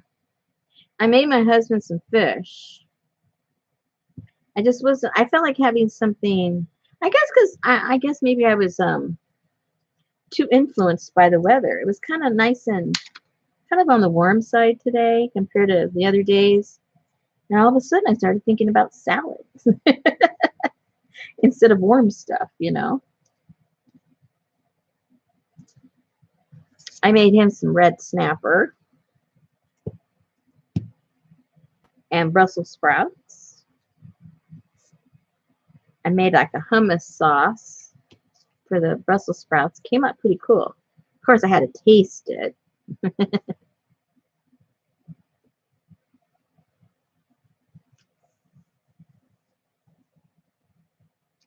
Getting kind of crowded down here.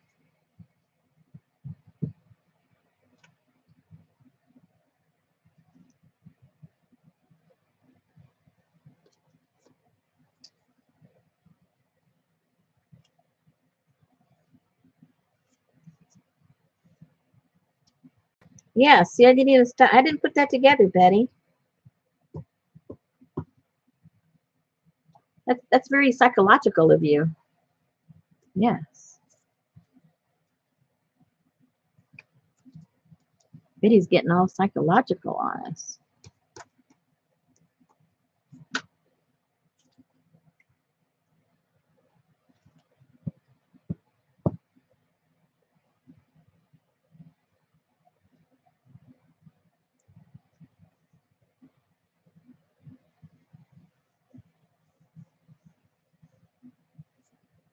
What's a tuna? What's a tuna?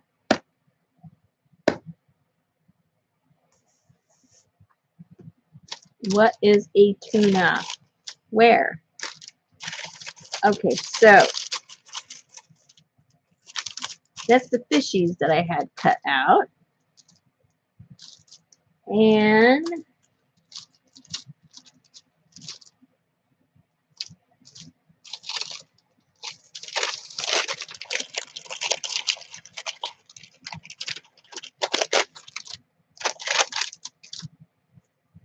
so now I have some lower body parts.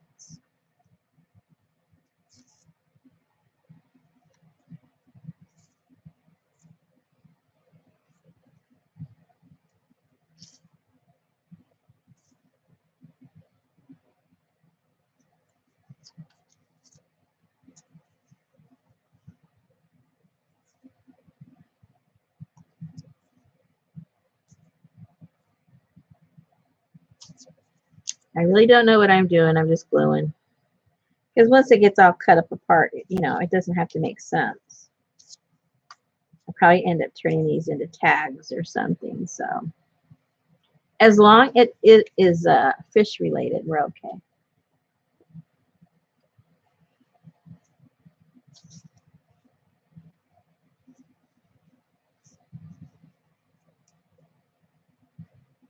The fishy lady is a part. I don't know a tuna from a red snapper unless it's laying on a plate. Don't ask me those questions.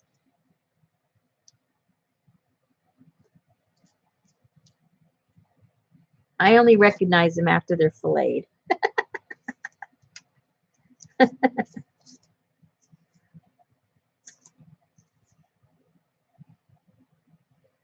Don't be asking me any kind of intelligent question. Oh, forgot to glue him down. Oh, well, if he's not glued, I think I'll put that there.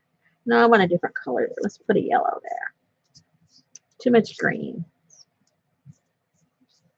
And we'll put him where? Maybe right there is a good spot for him. Okay, that's looking a little bit better. Let's put those down. See what happens.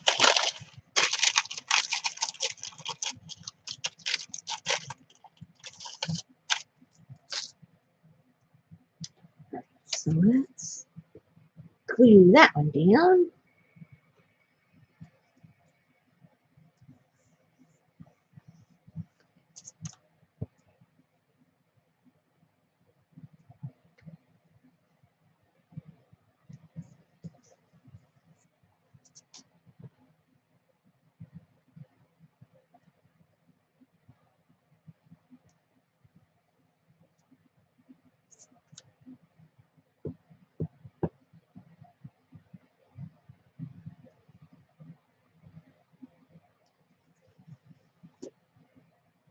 What else? Oh, they're all starting to blend. I can't tell what's glued and what's not glued.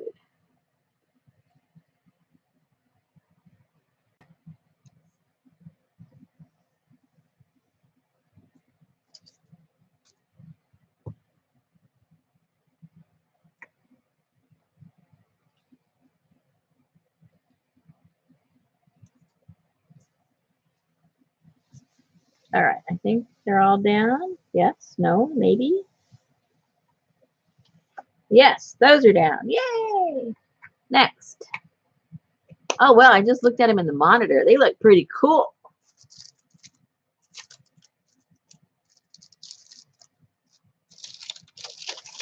Okay. Now here comes the fun part. Here comes the fun part. Now remember, these are funky fish, right?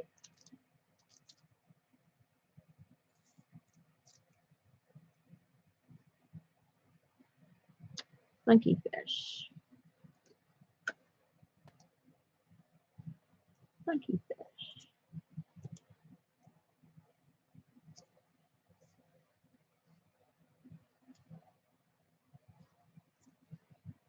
You need some funky fish. His leg's going the wrong way. Everybody's going that way. I need a leg that goes the other direction. Here we go.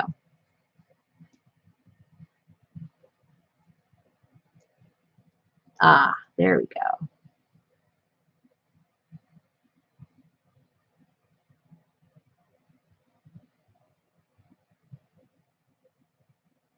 Yeah. Let's see what else. What else do I have?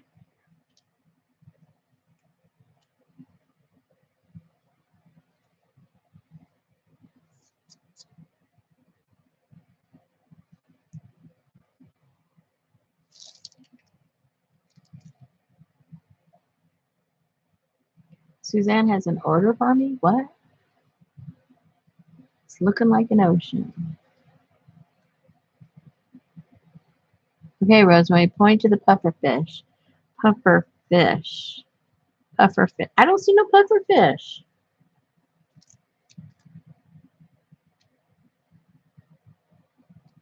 I don't know. I don't know. Okay, that's too big for him. But you know what? These are wacky fish. That might be.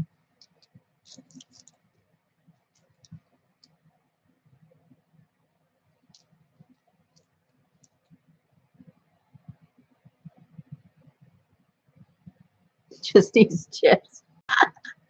Oh, what I do have. Oh my goodness. I found myself some really cool deli paper, you know, the printed kind. I'm going to be offering that. And I got 5 different kinds. And they're really cool. If I say so myself. Let's see. I think this should go down here.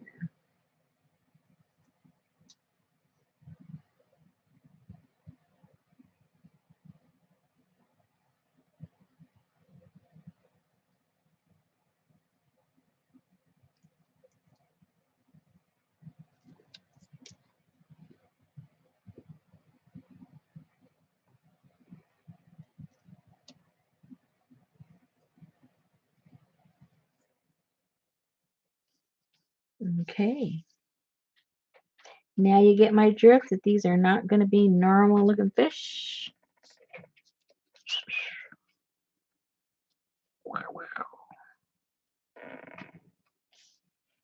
These are not your mother's fish.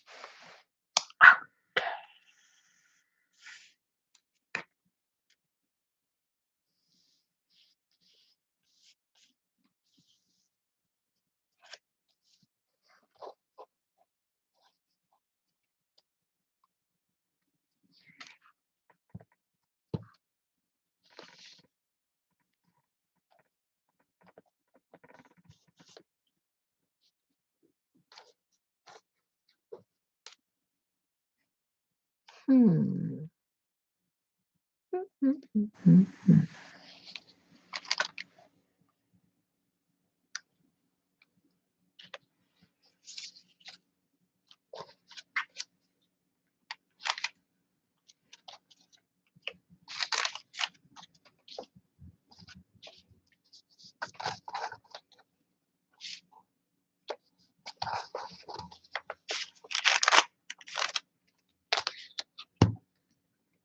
Boy, I cut a lot, didn't I? For someone who does not like to fussy cut, I did not realize what I had done.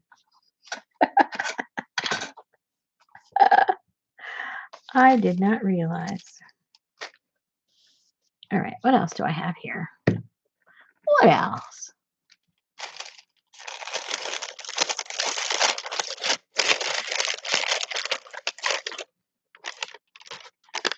Oops.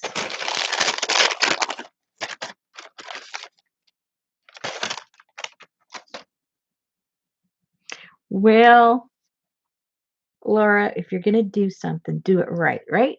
If you're going to do it right.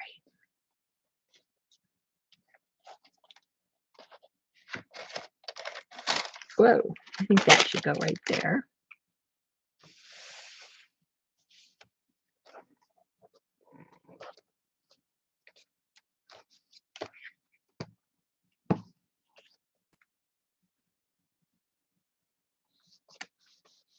Oh, that's cool. I like that. What's this? Oh,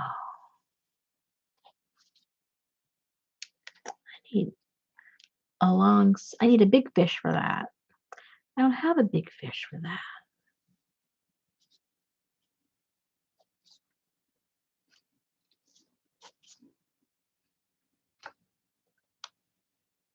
Maybe he needs to go there.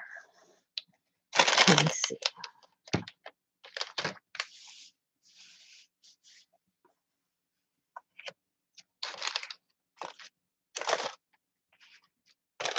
I'm telling you, my eyes were crossed when I got done with all this. And I think I did most of this in one night. It was like, oh my gosh. My eyes were stinging. They were all bloodshot. I woke up in the morning. They were puffy. Looks like I'd been drinking.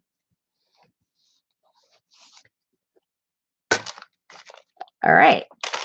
Okay, we got some legs going.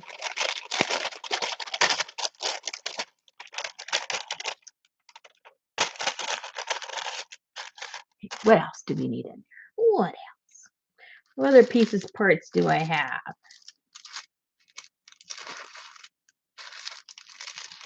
Now we need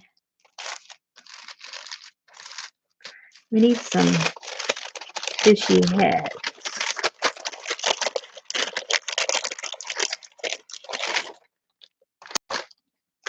Let's see.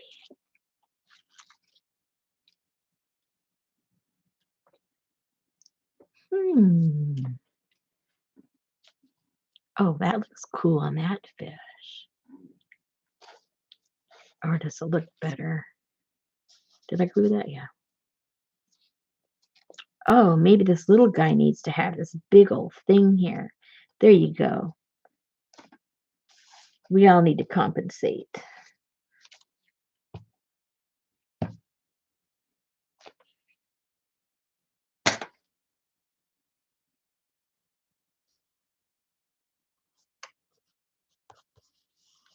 There we go. There you go, little guy. They're not going to fool around with you no more.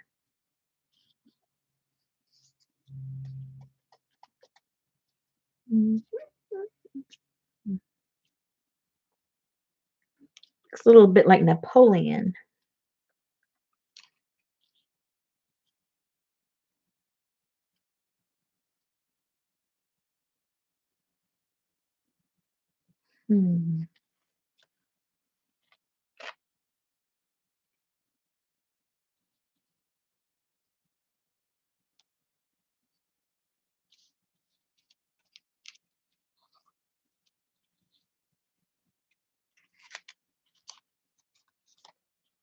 I can't believe I cut all this junk.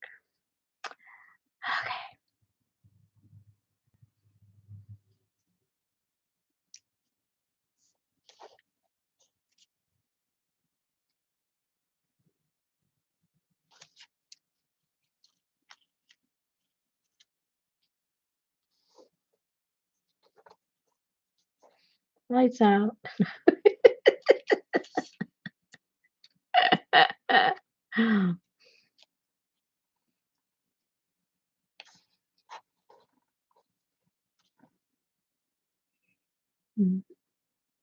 I want this on somebody.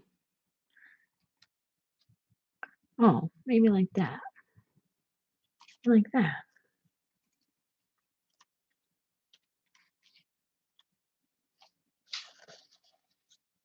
Whoa.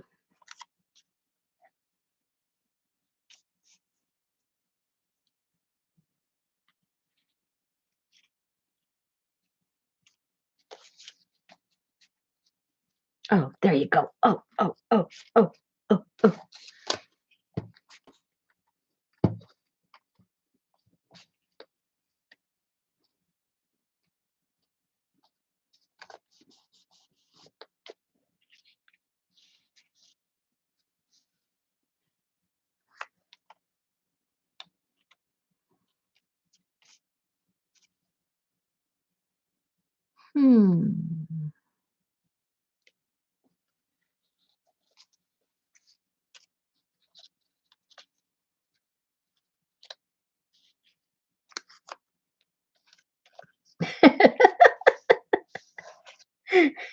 Now you're into the domino doll.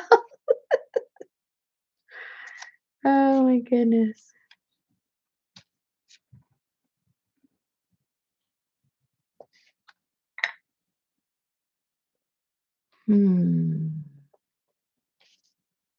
I think that needs to go right there. Right there.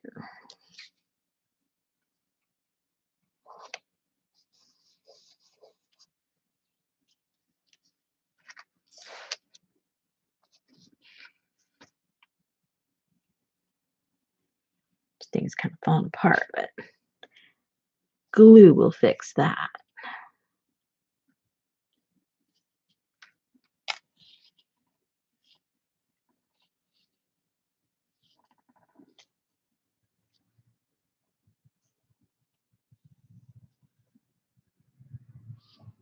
That looks kind of cute there. Maybe. Maybe yes, maybe no. Somebody needs a hat. Somebody needs a hat.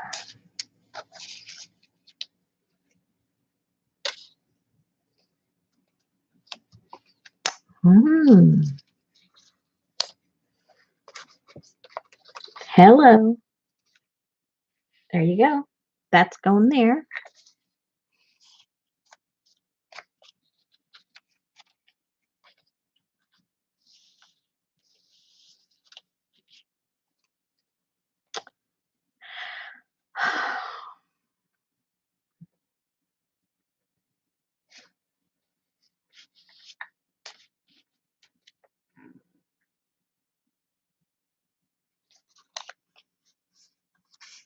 We need a girl fishy.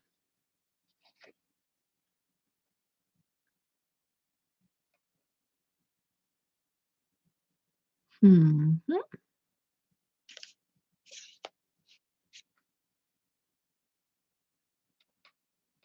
Where is she growing out of? Let me see. I gotta have her growing out of something. So I need to save for another piece to put over her. And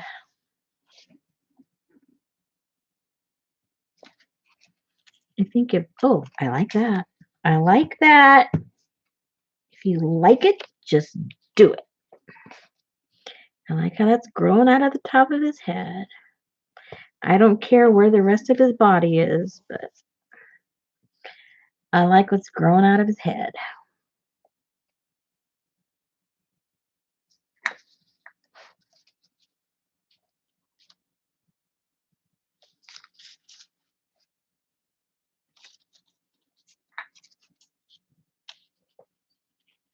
Thank you, ladies.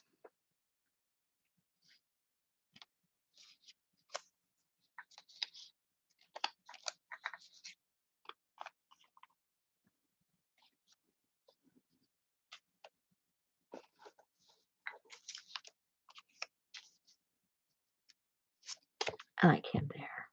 Still can't find where the lady to go, but we'll find it.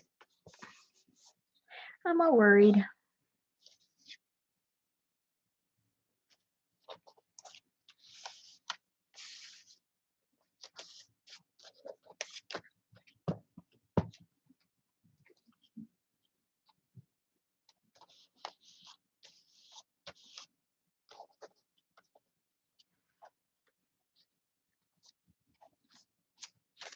Can you believe how much I had to cut for this stupid hat? Looking at it, I went, what was I thinking? Can't believe I did all that. Man, something must have been wrong with me that night. All right, so I need to glue that down. We're getting there.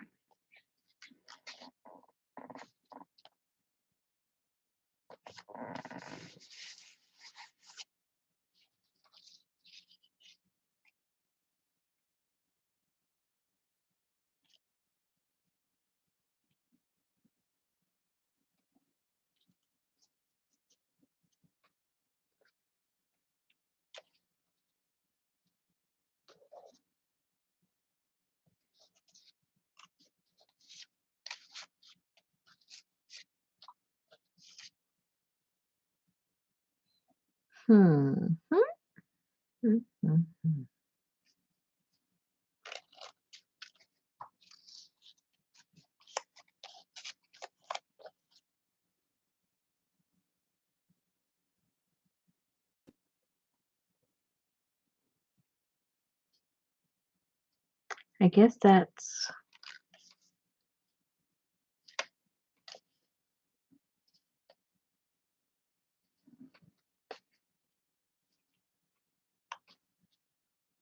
I wanted to put that, just can't find a place to put it where I like it.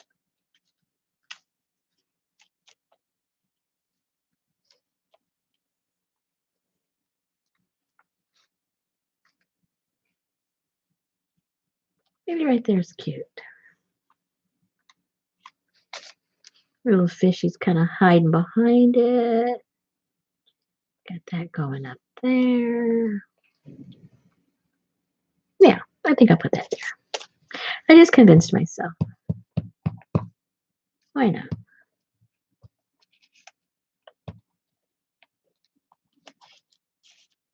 That's ready to fall off.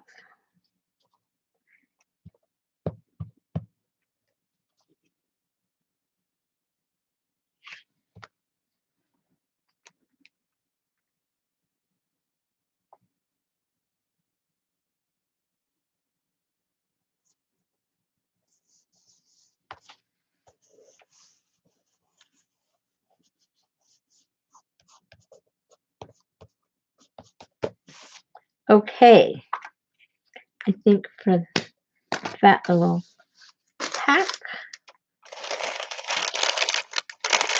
that one's done.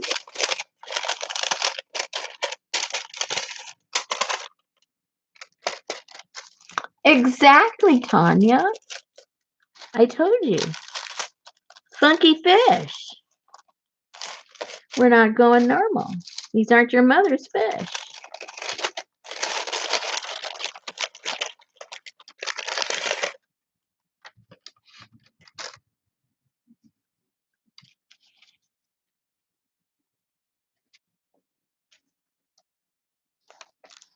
And I'm not done yet.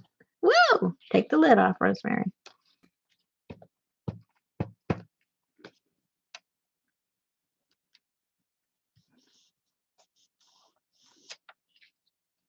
There we go. There we go. Uh-oh. Don't look, Laura.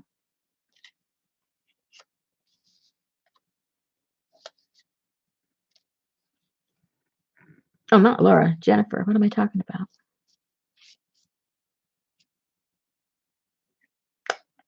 Maybe.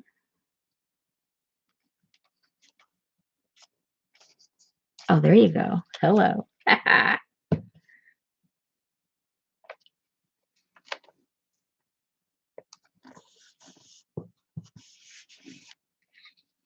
Mm-hmm.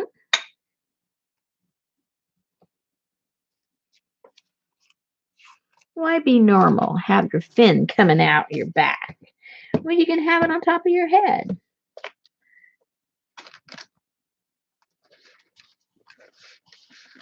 How conventional is that?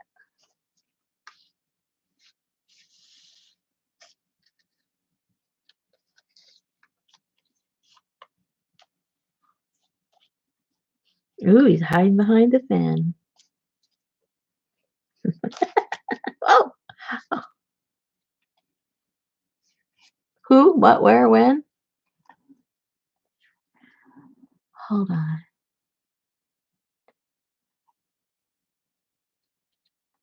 Okay, good morning. Oh, hi, Kathy. Patty wants to know. Oh, all over the place, actually. I have, this is what I do. I have all kinds of files in my computer. And whenever I find free download loadable images, boing, they go into my file. I don't know what I'm going to do with them.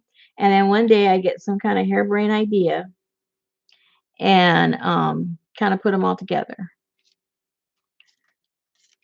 And they're from everywhere. I mean, some of the, well, all of them are public domain. You can get all of these little figures all over the place. Don't ask me where I got them. As soon as I download them, I don't remember anything because I just keep moving on to the next one. Ooh, I like that. And some of these, I got like 2 years ago.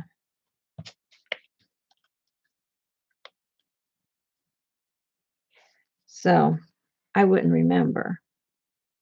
And then there was this one, I got to figure out which part it is.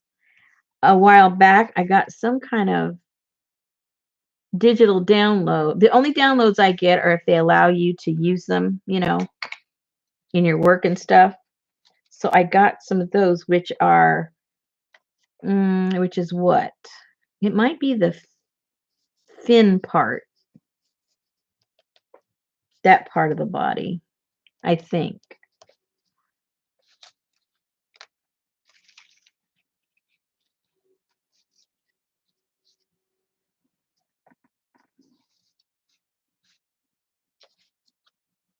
But because I don't use my stuff right away, then I don't remember. Now, if I had just gotten it, I could tell you, bing, exactly where I got it from.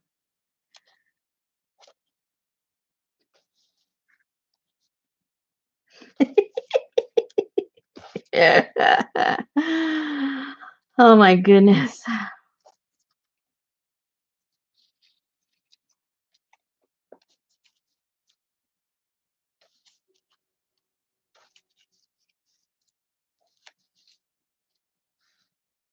Hey, he needs a longer tail. You've met those guys, right? They're not satisfied with the size of their tail. Bing! Extensions.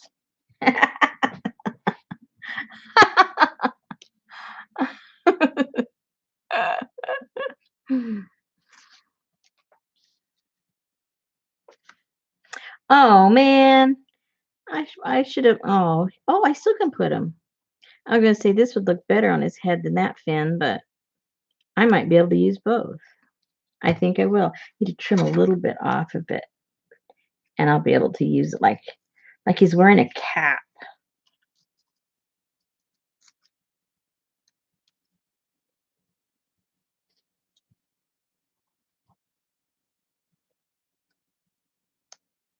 Yeah, that's cool. I like that. Oops, almost tore it.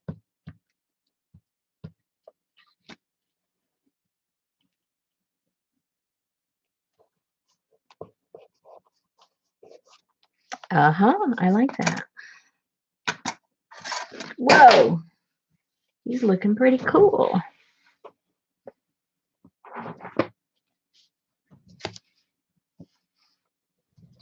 Okay. Hey, Jean. Yep, we're here.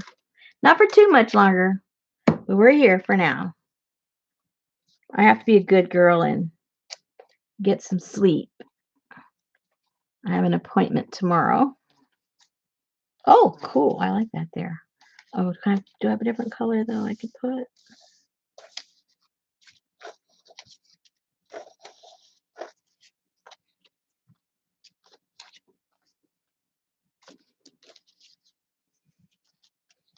Oh,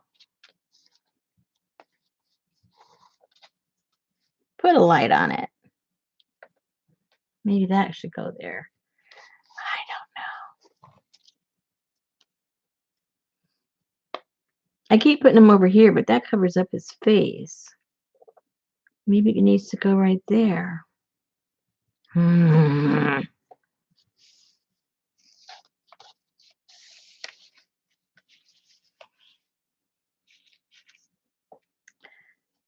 Let's see. Whoops.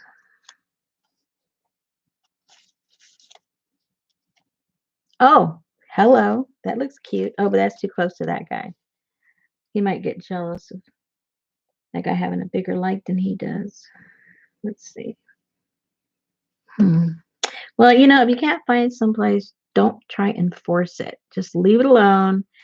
And maybe when you come back, you'll find a spot. Well, that's kind of cute right there. It comes out of his ear. I like it. I like it. Okay. That's part of his ear.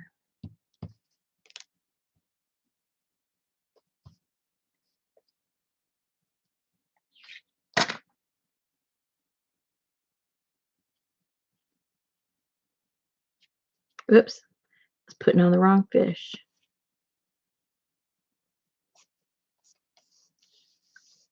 Okay. I like that. Okay. That's enough of those body parts. Next.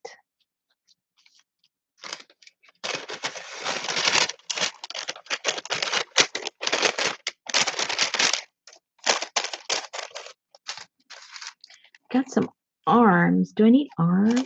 Maybe. Maybe.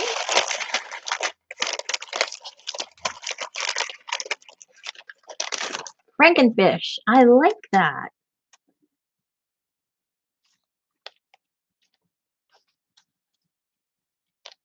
That's kind of sort of what's happening here, isn't it? Oh, look, these arms look pretty cool with this guy. Wah, wah. I got girly arms. These are for sure girly arms.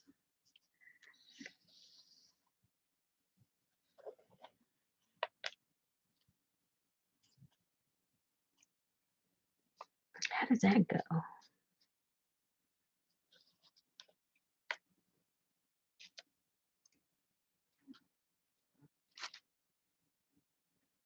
That's kind of too big for these fish.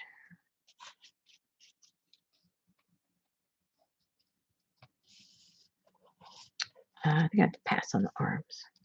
They're not speaking to me. Oh, there's some more in there. Maybe these will speak to me.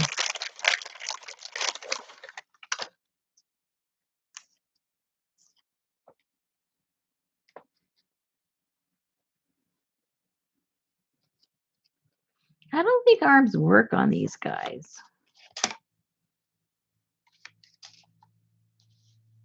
And then again, maybe I spoke too soon.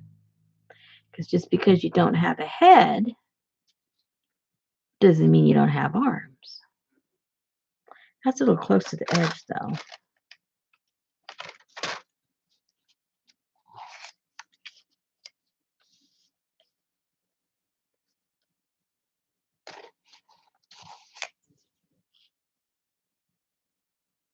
Oh, how cute. I think those are his arms. And maybe we'll put the girly arms up here.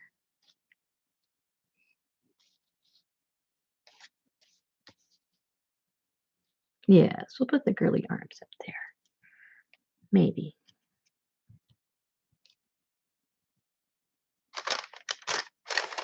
Look at him going, arr, arr, arr. I'm the boss. I'm the boss. Okay, let's glue those two down. What are you guys talking about now?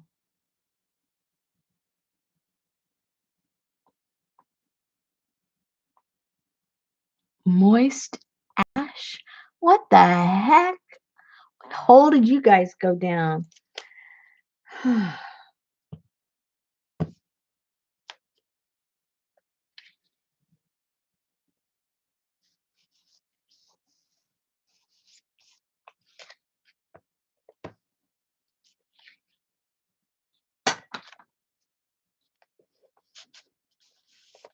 Alrighty.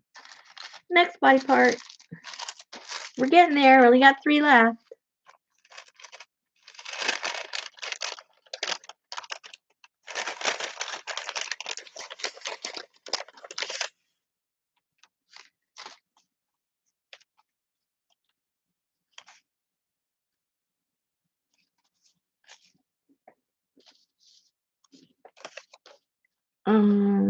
These are too big.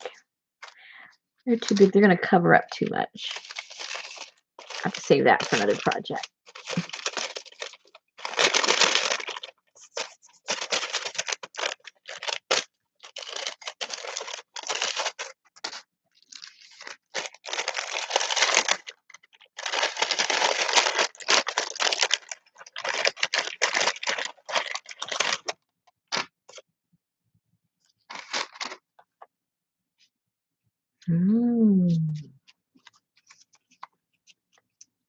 Oh, I should have put these the body of the fish. See, that's what you get for not planning.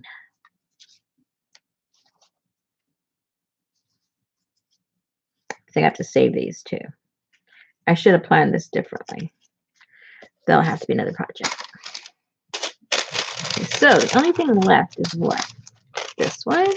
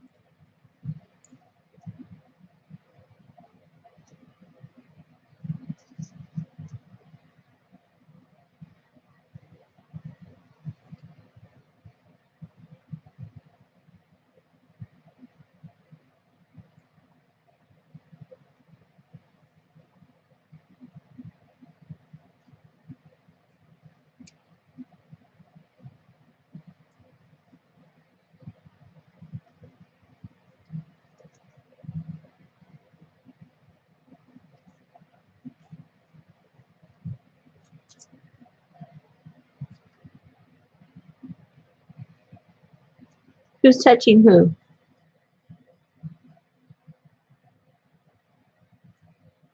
No touching without permission.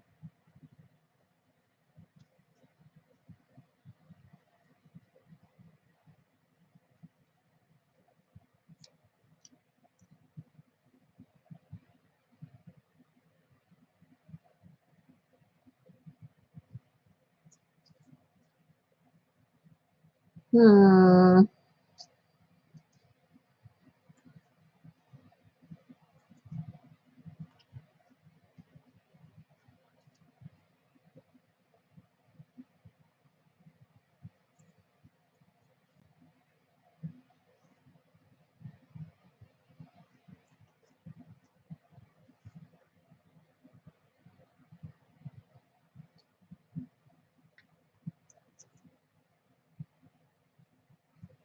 I don't know. I think you guys are having more fun than I am. It's just a guess on my part.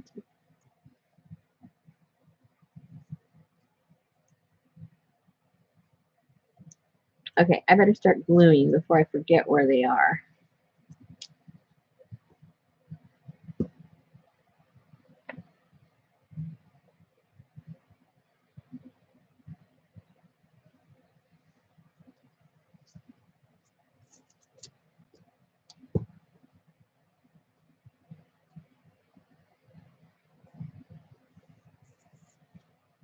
Oops. Runaway parts. Runaway pieces parts.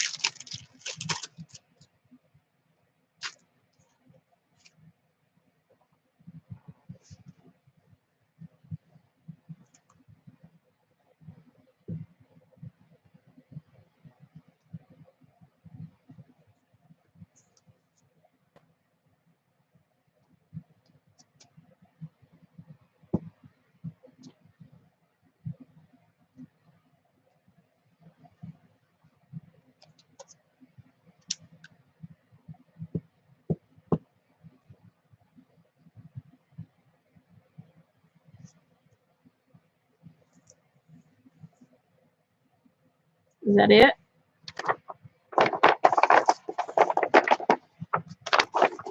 Oh, got the arms. You guys aren't helping me any.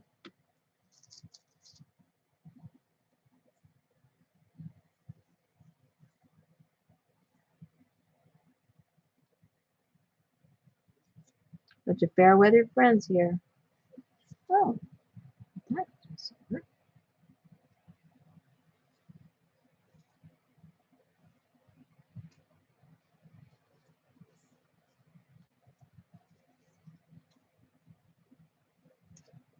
I don't like any of these on here.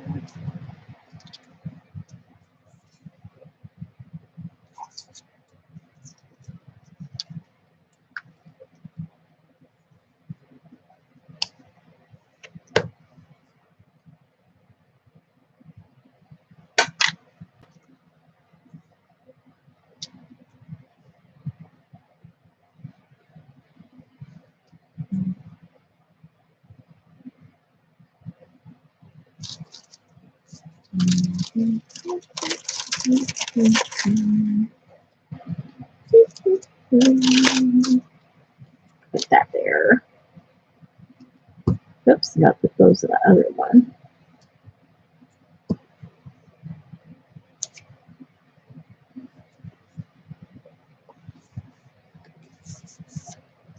All right.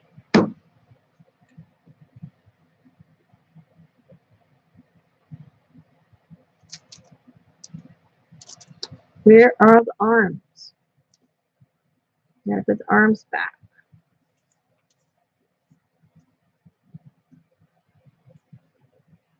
What would a psychiatrist say about this picture?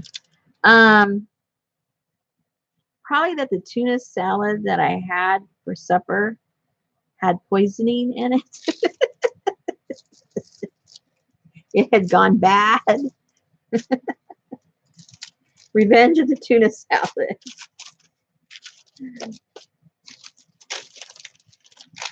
Well, she'd probably just say, there's something fishy here. Sorry about that. Couldn't resist. Legs. Okay, so I think I got to figure out what I'm going to fill in the gaps with. And it'll probably end up being parts of, probably parts of this. I'm guessing. Oh, I'm yawning. Let's see. They don't need arms. Birds need arms? They need arms?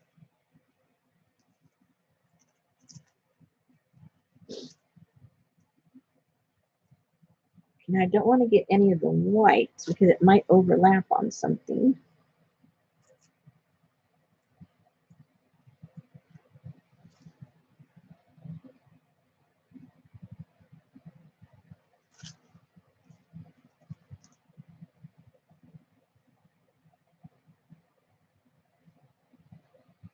I'm not sure. I just put a blob. Oh, my eyes are so tired. I can't even read the chat. That's how much I haven't been blinking. I can't even focus.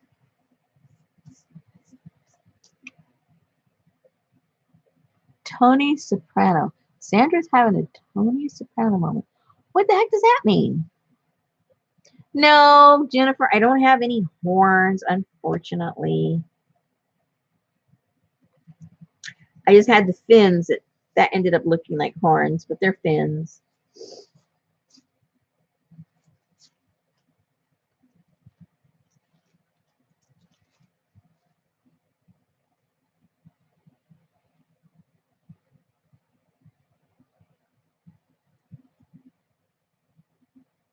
What time is it? Oh, okay. We're still okay. It isn't like 3 o'clock in the morning.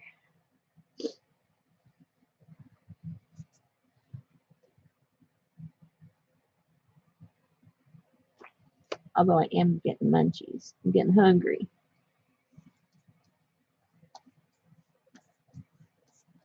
The tuna salad isn't cutting it this late. I might have to make myself some tea. I have a little cracker.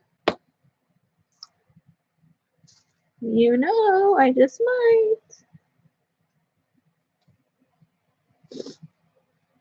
I don't think that'll hurt anybody's feelings.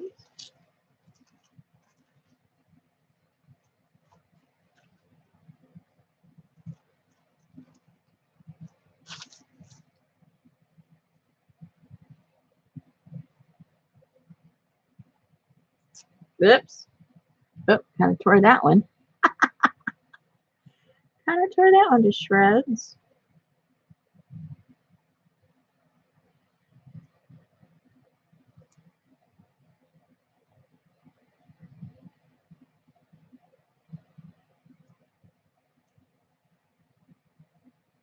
All right, this can go up here.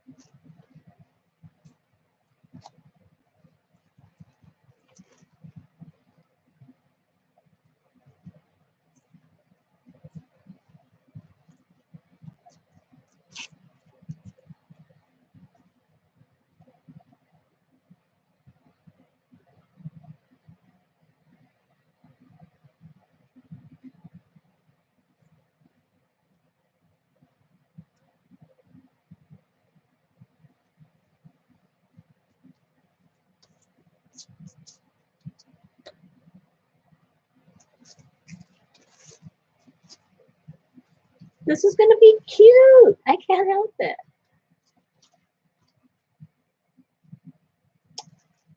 I can't help it. It is going to look cute.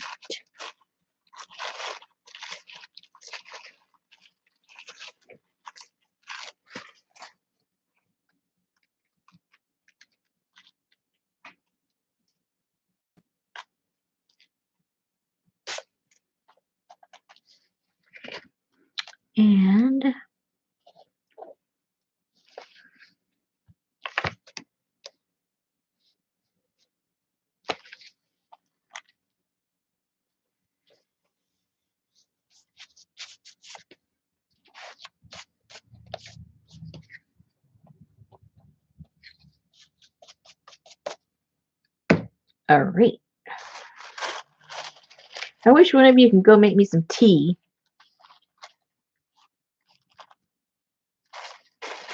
I have to do everything myself.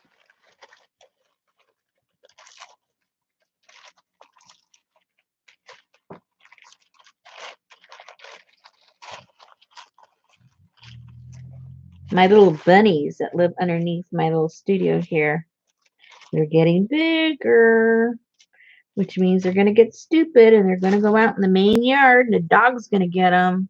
I keep telling them, stay in this yard and you're safe forever.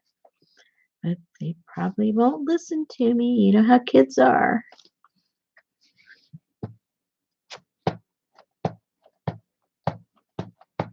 They're kind of cute though. When I go outside, they just freeze. They don't run away from me no more. They just kind of look at me like, have I disappeared? Can she see me? If I'm real still, will she not see me?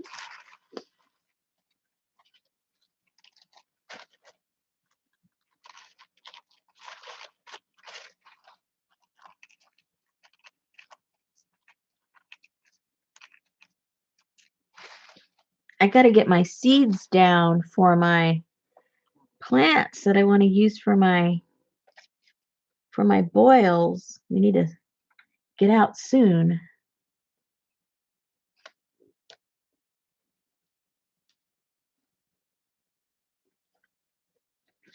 Last year I waited too long because I was afraid we were going to get a frost or something, and it never happened. So now I'll plant them and we'll probably get a frost. I didn't want all the little buds to freeze off, but oh well. Where should I put this? I forgot where I was going to put it.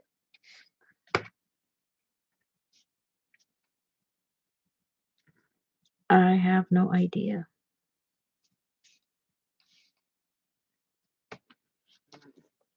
Maybe right there? I don't know. It's going there now. Kind of goes with the shape and the color. Oh, what kind? What kind of plants? Well, I like the way that the cosmos print. I like to throw the seeds for the cosmos. I throw seeds for what else? For bachelor buttons. They print well and they grow well from seeds. So I throw those. And I throw some marigolds and I throw zinnias. I do pretty well with the seeds with those. Other plants, not so good. So I'll go out and buy some of the plants once they're out. I don't know. I haven't been to the nursery. Are plants out already? Or are they just the pansies still? Pansies handle anything.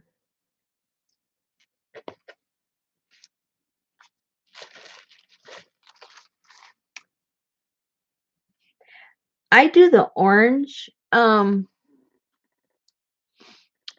cosmos only because they print really well. But I saw on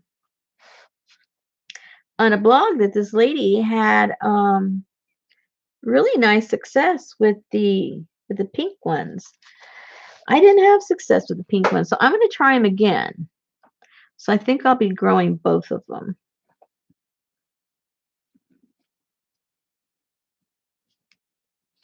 And what do you call those? I went blank on that type of plant. Uh-oh. Oh dear. There's another plant. It's one of my favorites. Can't think of the name right now. I can see it in my head. It's one of the best printers. And I put at least 2 of those plants out because they grow really fast, and they grow faster when you clip them. They react really well to being printed back, so I don't have no problem chopping the leaves back and then coming back. Okay, so how does this look, you guys? Now, I know it's not all filled in, obviously. So now I'm trying to figure out, okay, now the in between, do I just leave it the way it is? Do I find some funky fish words to put in there somewhere? Do I do, do I paint like with some watercolor or something in between or what? I don't know.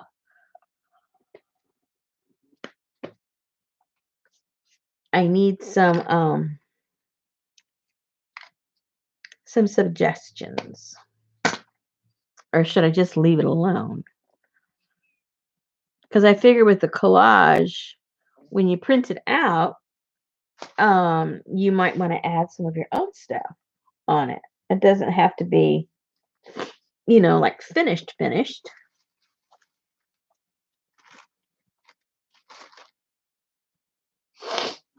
Bubbles, there you go. I didn't think of that.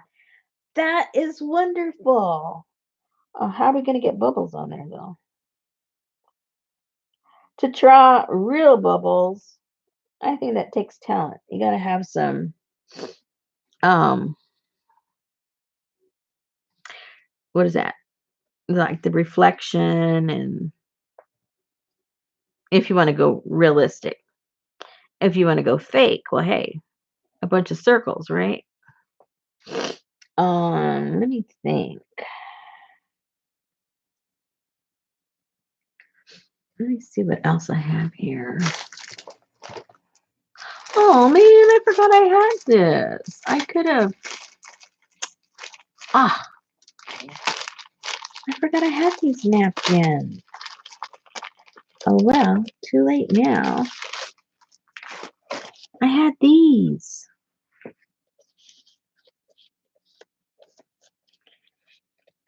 The only problem is these look well, if you put it in here, I was gonna say these look a little too realistic, but if you stick them in here, they'll blend in and look just as funky as the rest, hopefully.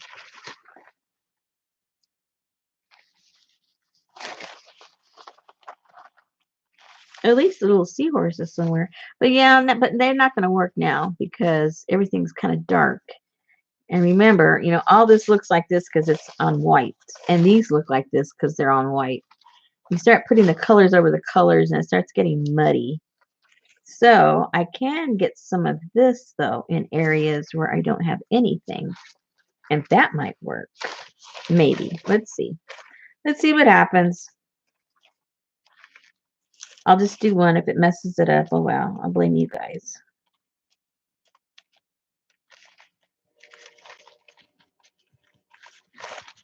Yeah, I'll lay it on there before I glue it. Good idea, Betty. I'm glad there's a sane person in the group that can advise me properly.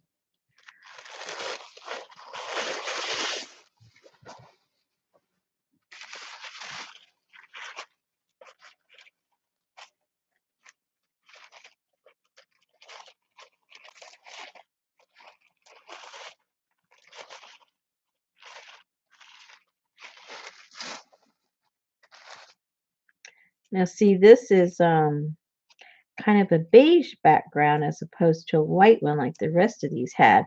The white one, it blends in because you're dealing with the background. But see how this isn't white, so it's not going to blend in like the rest did.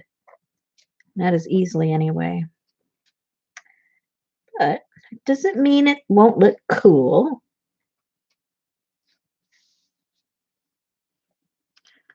I don't know. What do you guys think?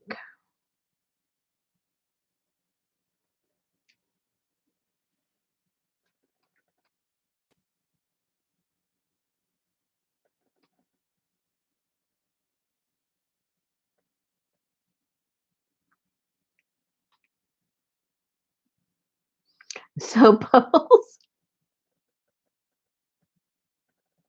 Oh, I've never done that.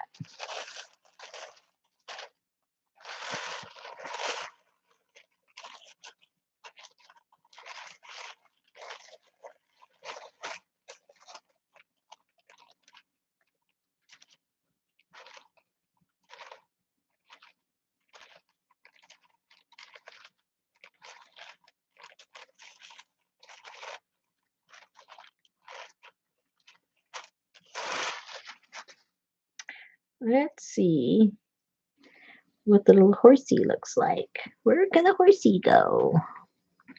Where's there's enough white for the horsey to go? Right here?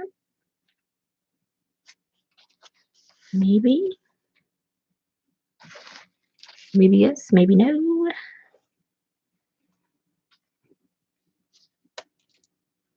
Maybe we're done for now. And we have to wait for the next wave of inspiration. Or else it just needs to stay like that. And then when the person uses it, oops, they can add to it to make it their own, you know. Did I already glue that? Yeah.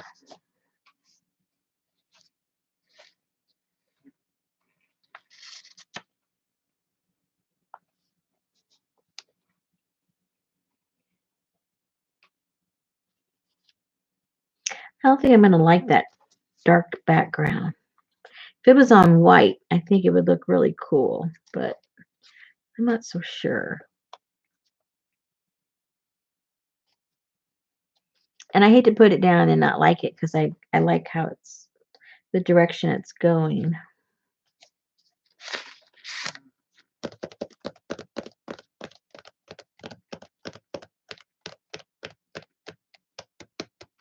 Left of steampunk lady. Where is the steampunk lady?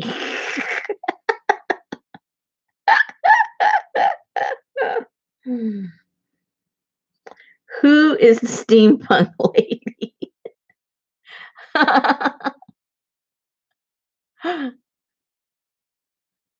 There you go. Test it on other paper. Duh. Why didn't I do that? Why don't I do that? I got plenty of paper. We can see what it'll look like. And if it looks brown, I won't do it. Brilliant. Another brilliant person.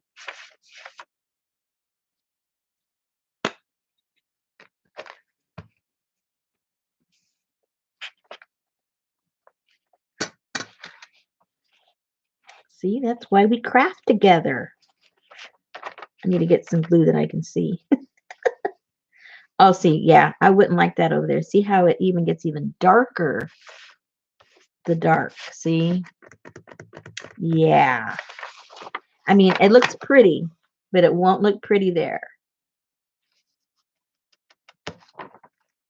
Good idea. Thank you. Now I feel better that I didn't make a boo-boo.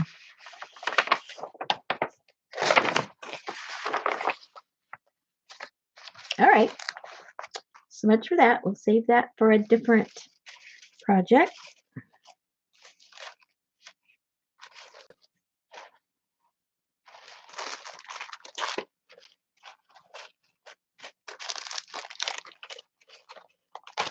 Ta-da! That was simple. Oh man, and I forgot to put him too. Oh, he'd have been so cool. Oh man, if I had a spot in the bottom, at least to put his eyeballs. I gotta find a spot for his eyeballs, at the very least. At the very least.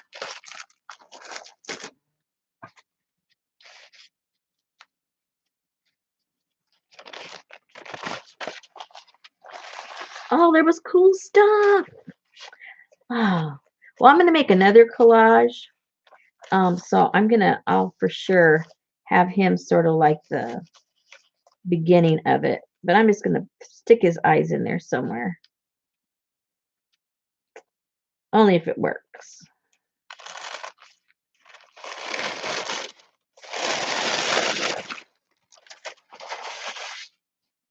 Let me see. There may not be no space for his eyeballs.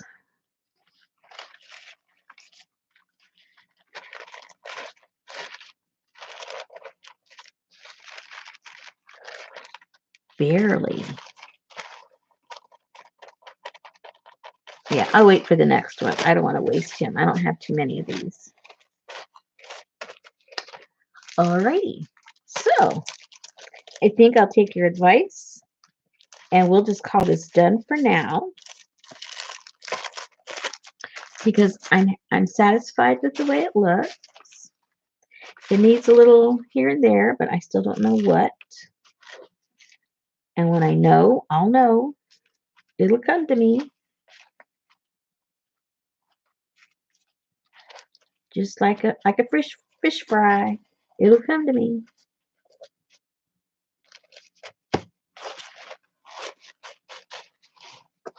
Put this here.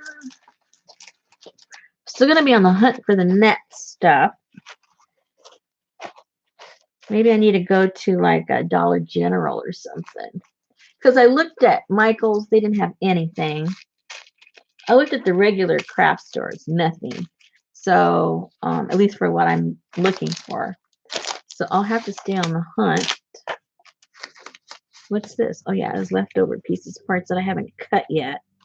Oh my gosh.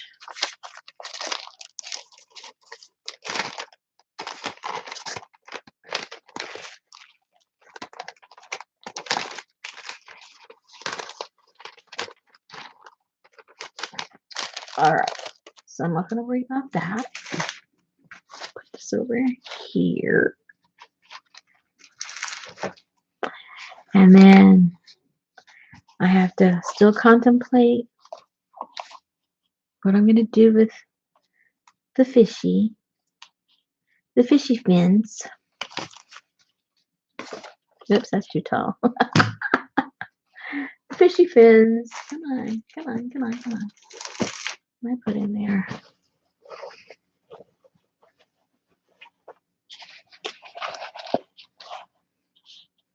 Okay.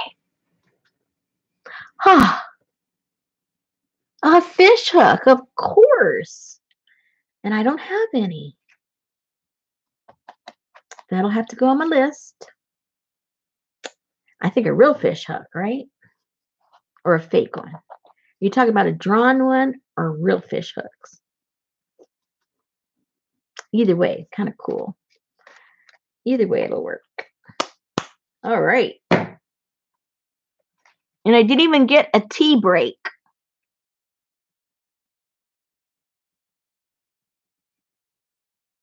With turquoise fish coming out of his hat. Turquoise fish. Well, I still don't know. Are you referring to this, Betty? Because I don't have too many heads. There's a head, there's a head, there's a head. And there's a head. You're probably talking about him, right? Or these guys, these ladies. I have no idea.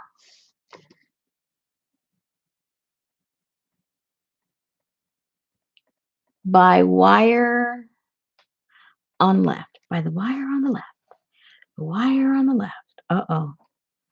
No, I really don't know.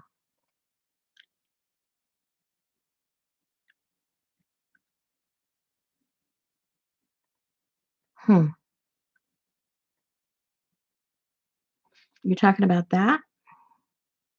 That's wire, but that's on the right.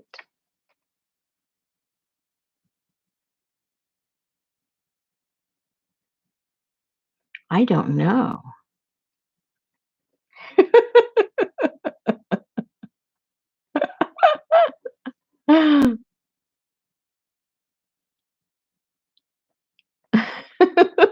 Spiral with like, oh, this guy.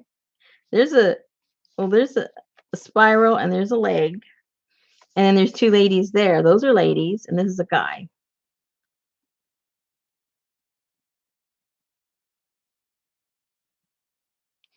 On top of the shell. On top of the shell by the spiral wire. See, that's where I'm getting confused. I don't see any wire here except over that light and over that light. So that's where I'm getting confused. There's no wire. It may look like wire, but there's no wire here.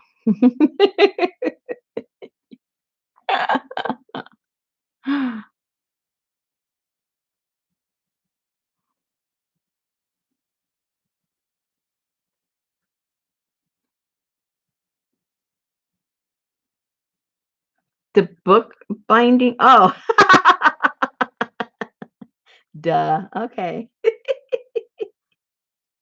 All right. So let's play a game. Let's say we're going to look at this in thirds. Now pay attention with me and we'll get it.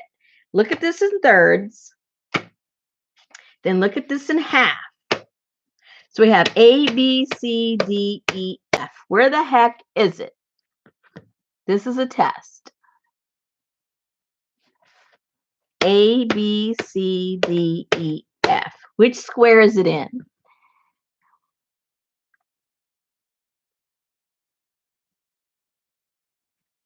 I need an answer.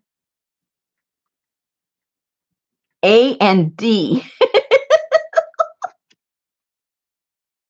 A and D. So this is A and this is D. So within this corridor, this is what we're talking about. Correct? Okay, next. D. All right. So D is right here. So you're talking about this guy. A. Wait a minute. Okay. So in this quarter, there's only two kind of sort of faces, which is here and here.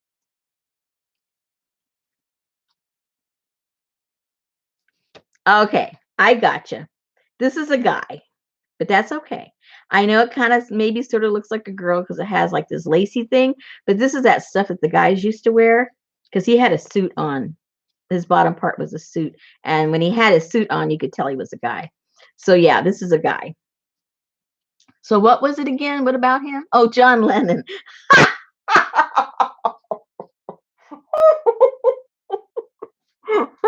I just saw that. I should have known by that. Steampunk Lennon. That's right. Okay, now that we know what guy it is, why were we looking for him? Yeah, he's coming out of a clamshell. Oh. Oh, I have some tea back here, sweet tea. I should have been drinking that. Okay. Well, I'm glad we were able to figure that one out. That was driving me crazy. I'm looking for a wire. I go, where the heck is the wire? Oh boy, do I feel stupid. Okay, I don't feel stupid no more. I still don't know what we were supposed to be talking about him for. Put the ugly fish paper. Huh? But you decided no. Put the ugly fish paper on him? Okay, we're going to move on. Let me show you, and I'll find out if there's any interest in these. I'll end up probably putting them in my shop, but before that, I'm going to have a, well, I have to wait till everybody else kind of slows down with all their sales. Although nobody's slowing down their sales. Everybody has them every week now. So I'm just going to have to rush in there and put myself someday and sell some of the stuff I'm trying to clear out. Let's see here.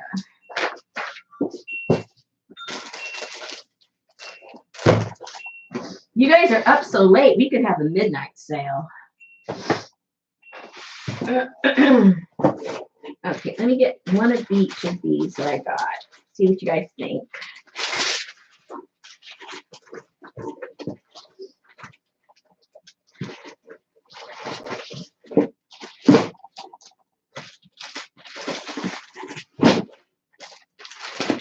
They're in bags. I want to bring the whole thing. Trying to get one of each out.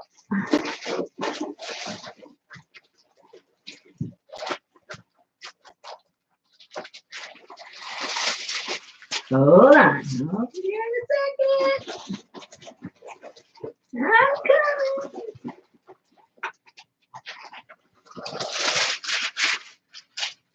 I know you like the sound of it already. I can tell. I can tell.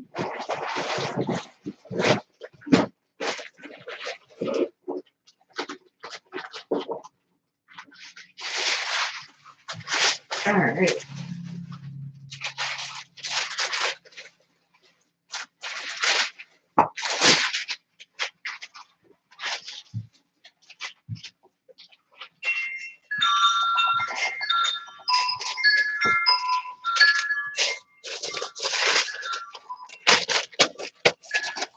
Okay, these are those deli papers. I like putting them in the journals, and I like wrapping stuff in. I just like them, whatever reason. Oh, let me get it. It's looking right through onto the funky fish. So let's put it on some white. Let me fold this back. Well, let me tear it off.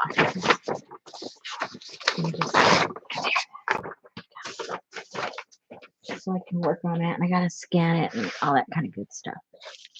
Oops, COVID.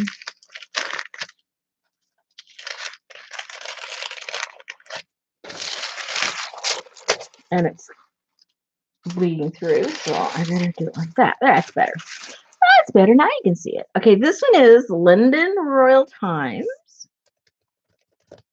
I've seen this before. I think I've even had one, but I thought it was kind of cool because it had about the Beatles. I thought about it because you're talking about John Lennon. So it has stuff about the Beatles and their stuff being auctioned off and different drinks from the pub and the changing of the guard and shepherd pie. I actually like shepherd pie and stuff like that. That's that one.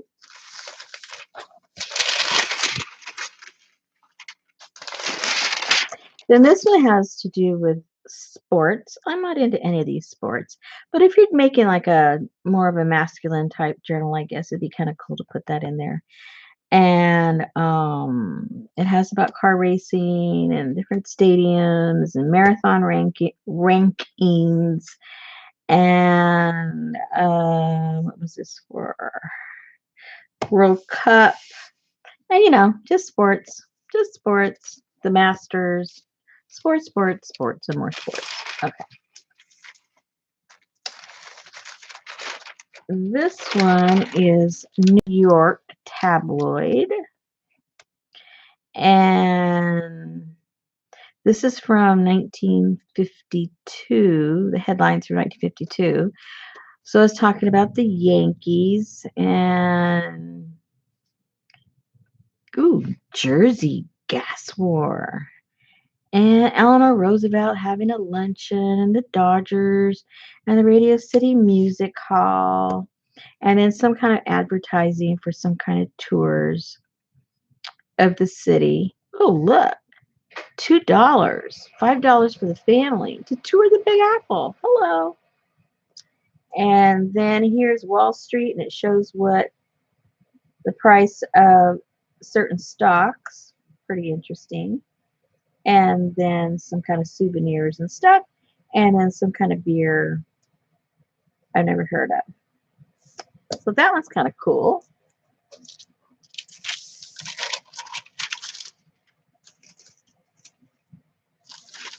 And then this one is all in French.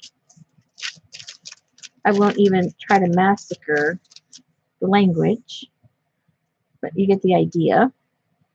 How it's to do about the Art Cathedral of Notre Dame and the Eiffel Tower and the Louvre. And talk about the politics, economics, and technology. Oh, see, I do speak French. I didn't even know. Ah! Ooh la la! Little did I know. And then this one's super cool. This is from 1901, Honolulu Tribune. And this beautiful hotel. I've been in this hotel and had dinner in here.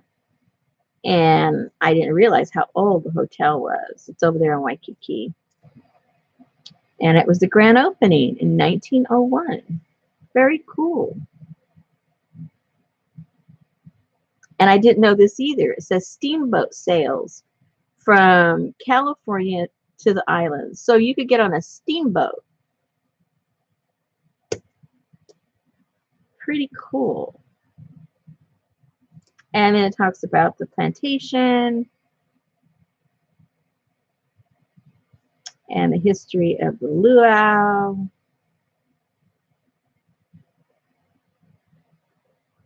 And the Marconi arriving. And then there's a cigar club, premium certificate cigars, certified cigars, 5 cents. And then the census. Woohoo! So in 1900s, the total count of all islands, Hawaiian Islands, were 154,000. It was the largest increase from the last census, was workers arriving to work in the sugarcane industries. And in here it talks about King Kamehameha. It's interesting. And then here has a schedule of the arrivals of the boats and where and when, and the date, and what wharf. Very cool. And this thing originally would have been a penny on the big on Oahu. Honolulu is a penny, but on the outer islands, because they had to get it over to the other islands, it was 2 cents. Double.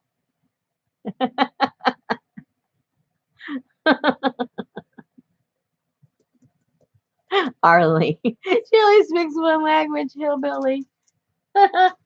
That's funny.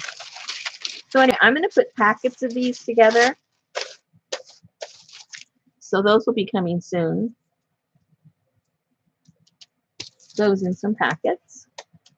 So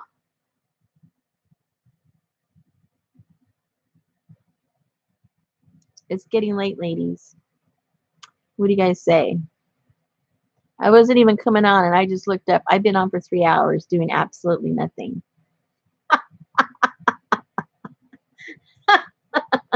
It's amazing how much time you can waste doing nothing. It took me, and people wonder why things cost so much. It took me 3 stinking hours to just do that. No, we did other things before, but still, it probably took me 2 hours, right? Oh my goodness.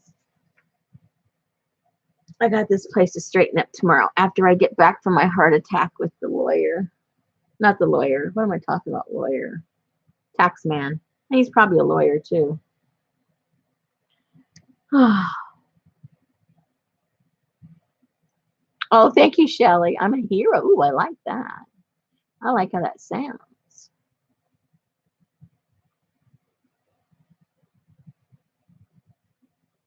I know. I'm thinking lawyer. To me, anybody with some kind of authority, right away, I think he's a lawyer. And why do I think a tax man is someone of authority? I don't know why. It's funny. I think it's like a lag or a layover from, when you're a child. And, I think it comes like when you were a kid. If you were nervous, like going to the school principal or being called out by the teacher, sometimes those kinds of feelings never leave you. So when you run into anybody with, that you perceive having any kind of authority, I don't know, I tend to get stressed out. I mean, what's a tax man going to do to me? Nothing. But it's like, oh, it stresses me.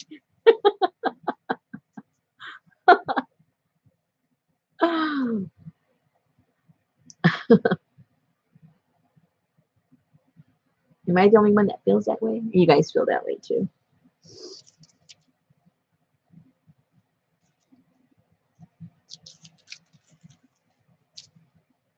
All right, ladies, I'm going to let you go this time for sure, so I can go check on my poor big doggy, because my husband is in physical therapy for his rotator cuff that got kind of whacked out. So he can only lift certain ways and all this stuff, and he still tries to pick up, help me lift up the dog, but I tell him, don't. The last thing I need is for you to have surgery right now. He just has to have the physical therapy. But if it tears anymore, he's going to have the surgery, and then we're really, got problems. So, cable guy coming. Oh, it was coming yesterday. Oh, yeah, exactly. I understand completely, Jennifer. It's so strange how our psyche just I don't know. I don't know what it is. I can't explain it. I just know the feeling. It's just strange.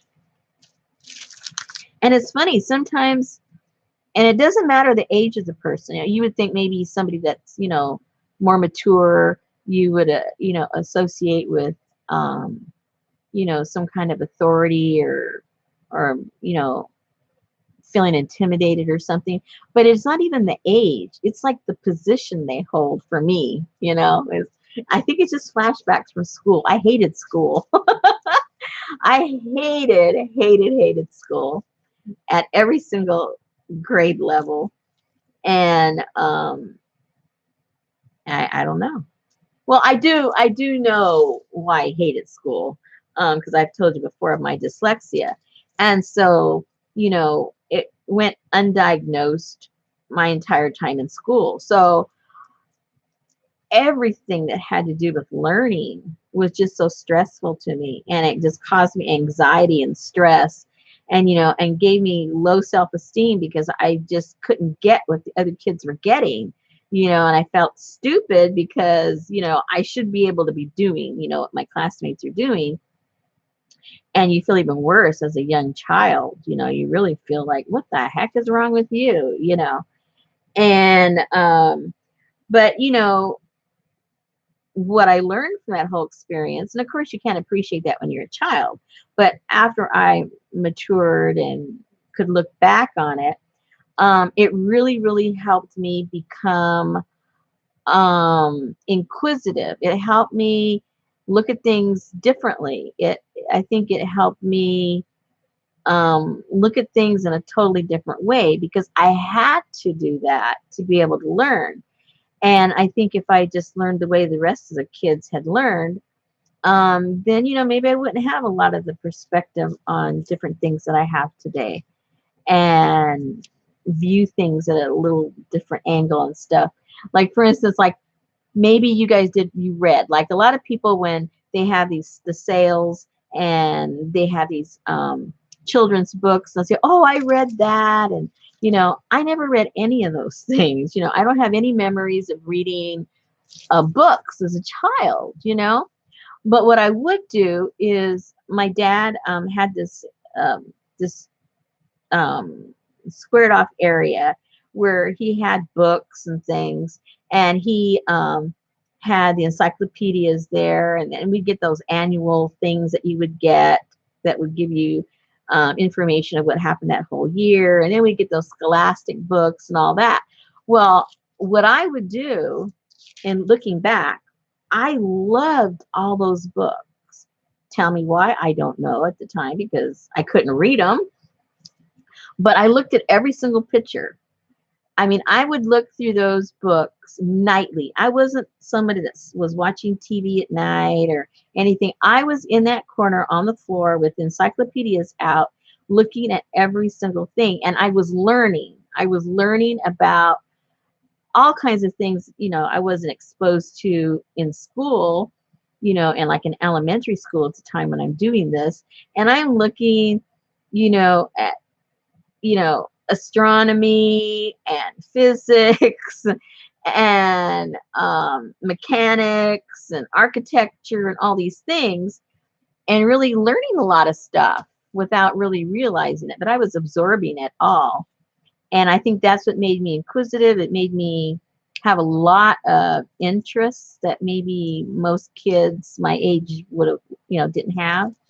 So even though on one hand it was traumatic and caused me a lot of stress and anxiety, on the other end, um, it made me super inquisitive and made me learn how to learn in a different way, which is good. I think. I think it's good. So you just got to look at it, from a more positive point of view.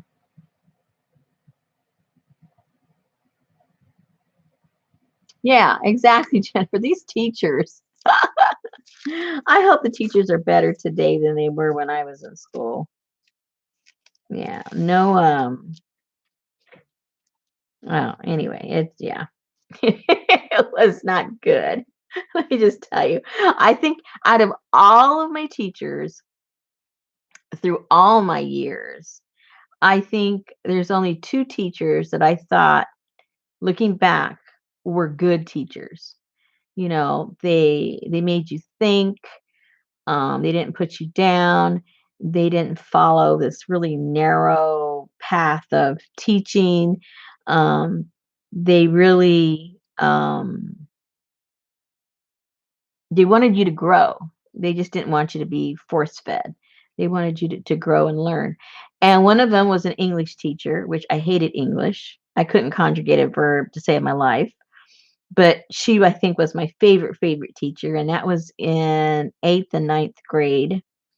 And then a science teacher that I had, which, of course, I couldn't do the math and all that stuff or the chemistry and everything. But anyway, he taught a whole different way, which really made me interested in learning and science and all that. So I really, really, thank them for giving me a few good memories of school. And then I think my math teacher, what grade was that? It was when you're learning algebra. Is that like seventh grade or something like that when they start teaching you algebra? Well, that guy was a pervert. I mean, a pervert. I'm not just saying it, like saying it. I mean it. And and so when I was in class, I did not dare ask him a question because I knew he'd come over to my table, to my desk. So I never asked a question when I didn't understand something. And so when you've got 4 or 5 steps in learning something and you don't get step 2, there's no way you're going to get 3, 4, or 5. But there was no way I was going to ask him about step 2. So I fell way behind in math for that reason too. Not that my dyslexia didn't help, but yeah, he kind of put me over the edge. Oh, I feel sorry for everybody, the teachers and the kids nowadays. Because now teachers, they're not funded properly, they're not paid properly. They have to do more paperwork than teach. It's like, no wonder most of them are grouchy and don't have the energy to be interesting teachers, innovative teachers. It you don't have the energy and you don't have the money. And half these teachers are working 2 jobs just to survive. So, okay, I'm off my box. I'm off. Waikiki, Honolulu.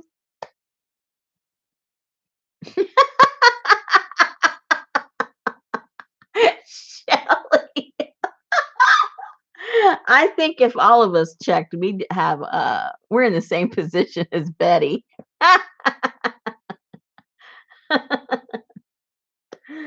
Oh dear. Okay. On that note, I think we should go. Let's leave on a high note. Oh, too late. Too late. Oh dear. Okay, ladies, I guess most of you will be over at Johnny's tomorrow spending all your money. Um, I'll be figuring out how much I owe the IRS. All right, ladies, thanks again for keeping me company and all that kind of good stuff. And I will see you whenever I see you. But for sure, next Wednesday, 7 Central, we'll be working on the Asian caboodle kits. Okay, if I don't see you before, be here Wednesday at 7 Central Time. And we'll start working on that. And yes, we do change our time too. So everybody will be same as before. Alrighty. Good night, everybody.